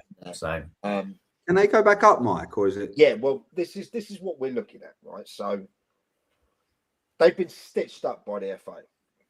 Okay, they have to move all of their. It's ground grading what they got done. Yeah, they got dropped. Yeah, they have to move their fence like 10 inches. back. Or some shit like that. And because where it is, it's in it's in a lovely village in Storrington. There's sort of gaps in the fence, so people can just like walk in and out. And next to it's a community sports centre, so they've got to do some work. Okay, and they are getting the work done. But I'm telling you, they're looking at 20 bags to get that work done. Jesus. Right, for a club that don't have much money. You don't pay to get in there, anything like that. They really rely on the sponsors, volunteers, money behind the bar. Yeah. And you've got to bear in mind, when it's a Div 2 game, you're not getting the crowds you get in the Prem. Nowhere near. Andy Philpott's done a brilliant job there, keeping everything together. Leader coach, manager, he's done brilliantly. Yeah, he's a good guy. This season is about consolidation, rebuilding the infrastructure. I fully expect them to be challenging next season automatically. Yeah. Why do I know that? Because I've seen the plans, I've seen the ideas. So. Well, in that division, CD Shipley are top, aren't they? But I don't know. The Ship are doing bits, mate. Yeah, but they ain't got any floodlights to their ground, have they? I think they can go up now, can they? I don't know. Don't know. Obviously, Halsham have got the situation where they've ripped up their pitch at their ground and waiting to do this 3G. So I don't know what's happening there. They spanked Worthing Town the other day, 11-0. Yeah, they're paying serious money out. Are they? Yeah. I've heard that there's a load of money flying around there. I mean, there is. Mate, Halsham, for me, Halsham's an interesting one because actually I think it's a club that, with the right backing and infrastructure, where it is again based in around all the houses and stuff. I think it could be a decent club. I really do. Like, I remember playing there back in the day. Yeah. My cousin was in goal, Dean Fully, got lobbed from 40 yards. I've never let him down on it since, mate. 40 yards. Yeah. And the size of him. Well, I funny enough, I'll tell you a story at Halsham, right? So pre-season, Eastbourne United, we just stayed up. Next year, we're building a good side in the summer, right? To have a little bit of a go. I said like top 6. That was always my little quote. Let's finish top 6. And this is yeah, Brad. There you go. TD can't go up. Right. Okay. Cheers. So So I just realised we've got 10 minutes. So this is the funniest thing, right? So we're having an half-season pre-season. Now I'm at home. Aaron Hopkinson's the manager. I think he actually ended up getting in trouble for this and serving a ban along with a couple of other players. But he calls me out and goes, "Bill, you ain't gonna believe it. What's that?" He goes, "Look at Sky Sports betting." And it's us versus Halsham on Sky Sports betting, right? For a friendly. And we're even. Friendly? Yeah, we're evens, right? And like at the time, team-wise, it was like there's not a chance we're gonna lose or we're gonna win this game, right? It's fucking no chance. Right. So people are lumping dough on us. someone lumped 4 figures, right? Ooh. And it was like one of my mates. I put in my group chat. My mates said, "Look, we ain't losing tonight. Lump some dough down." And my mate said, "How confident are you?" I said, "Look, they could have a 2-0 head start and we'll win." Yeah. So he put a handicap with 2-0 down as well. Got massive odds, and he lumped £100 on, right? So he's come to the game as well. Turn up the game. It's like everyone's talking about this Sky Bet thing, and like to the point that one of our players, I'm not going to mention name, but he did bet on it, but he realised he didn't realise he could get in trouble for betting on it, so cashed out before the game. Was he a player? He was a player, yeah. He cashed out before the game, though. No. Yeah, so he cashed out before the game. He didn't get in trouble, thankfully. First 10 minutes of the game, our keeper comes flying out, smacks the player, gets sent off. No. Oh, but everyone just went, "Oh, fuck." My mate looked around. My mate looked at me and went, where's his money on? Right. And I've gone, we've ended up drawing the game. Right. Didn't win, drew. My mate's fuming. He's lost £100. There's others fuming. Massive investigation comes apart from FA over it. All my betting accounts got suspended. But I couldn't after going to Hastings anyway. I couldn't bet on football, but I couldn't bet on any level of football on my Sky Bet account even to this day. No way. Yes, it's been blocked. Everything's been blocked on all my bet accounts. So I've not bet on football since 2018, but I can't touch it. I can't touch Premier League games. Nothing. It was madness. Thankfully, I didn't bet. I didn't bet because it might have ruined what happened with me going to Hastings. But fuck me, mate. I just remember everyone in the stat like talking about it. It was a really hyped up positive bet. And I was Jordan Hawkins was in goal and he was under investigation. I think he threw the match, which he didn't. He was absolutely gutted. He got red carded in a friendly. But fucking hell, it was craziness, absolute craziness. But yeah, fun times at Eastbourne United. Well, I just want to say, as I will just say now, we've just hit a new record for live watchers. 1,350. So thank you. It must be a slow day on telly, isn't it? Yeah. Yeah, always is on Sunday when we're on, mate. That's why. But no, I'll just say I was working out the other day, and this is our 8th pod. Yep. Our Christmas special, and like we said, the numbers from when we did the very first one with you, Billy, to now, the numbers are just going up and up and up every Sunday. We're doing well.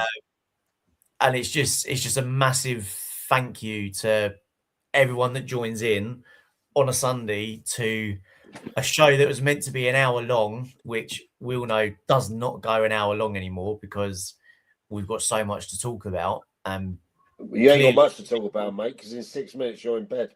Yeah, that's fine, mate. You know, the flu's getting me anyway. So, but yeah, it's just a massive thank you. And we got some big guests for January coming on and so on and so on and so on. So cheers, Monty, you too. Hey, Mon. Just wanted to say something actually. Just it's a hard to like this time of year is it's seen as a great time of joy and festive spirit and stuff, but not everyone has that, right? This time of year ain't always great for people. It's sometimes a real struggle. And we talked about mental health a couple of weeks ago on the pod, and I kind of opened up a little bit about me and my situation, right? And effectively, I just wanted to say that anyone who's out there struggling at the moment, you know, and it does make people relapse into bad thoughts because of, I don't know, broken homes, Christmas not being a great period. Like, just be there for each other, like we are for each other here. Like we're like all of our DMs are always open. If anyone ever wants to speak, that means they could be in football, they could be just a supporter of the pod.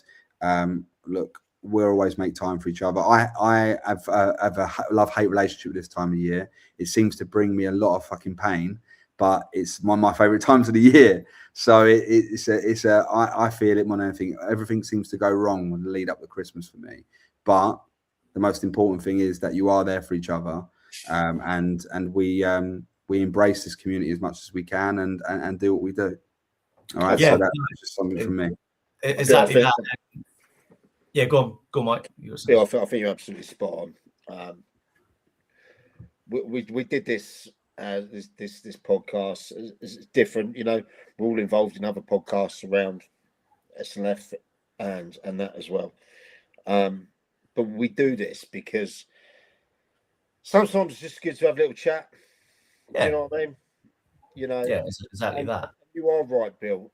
Everyone puts a little brave face around this time of year. Yeah. But there will be people around Christmas that are isolated, that feel down, maybe nowhere to go. You know, might be the idea, and I'm the worst of it. You know, for example, I don't speak to my old man, and I feel really bad about it sometimes. Yeah, but the reason I don't speak to him is because I don't feel that he contributes enough to my children and my wife's life, and you sort of get to the point where you're like, so you make that phone call, and these kind of times are maybe where you want to make that, because you never know when you can't make that phone call. Mike, I feel you, because I'm very much this. I've been in a situation where I've really helped someone out, a friend of mine, someone who I would consider very, very, very, very close to me, but can't be very close to me, and it's a horrible time of the year because of that. And I'm a big believer that in life, timing's never always right for everything, right? It's not. And I think we have to work out why we do things, and embrace the people in our life that bring us the most joy. Not because we can't do it or because we don't want to do it because it will upset someone else. If something upsets someone so much that you can't look after someone who's looked after you, then they're the problem, not you. And I think, like I said, this time of year, I have a real love-hate relationship with it. My kids love Christmas, so you've got to love Christmas for them. But look, keep looking after each other. We're going to be here on the other side of it. Yep. You'll be here on the other side of it if you're going through pain now, right? And if anyone needs to talk or share issues, just drop a DM. I'm here. Like, and I mean that, because I know people think I'm an arrogant prick, and I think people need to, like, you know, I will always be there for everyone, all my friends and what have you, and look, maybe I need people too. So hit me in the DMs. We'll create a little group. We'll call it the Christmas Carnage, and we'll get through it. Exactly. Wonderful. And before Lee closes out the show, just everyone, happy Christmas. Football's the winner. Always. Echo what Bill said there. It's that time, isn't it? It's that time of the year. That time. Spend it with your family. Pick up the phone. You know. Exactly. And enjoy it. Because I tell you what, this time next week, it's done, isn't it? You know? That's it. 2026. Exactly that. But as Mike said, before I close the show out, I just want to say thank you, Billy. Thank you, Mike, for joining me every week and putting everything across to the guests that we have on here. We are going to be having a break, so we're not going to be back till the 4th of Jan. That will be the next one. And we have Haig Kingston on as our first guest. Oh, Haig. Love it. So, yes, but it is that time. It is 9:59. Have a good Christmas. It's time to cut that stream. Cut the stream. Happy Christmas, everyone. Happy Christmas. See you later.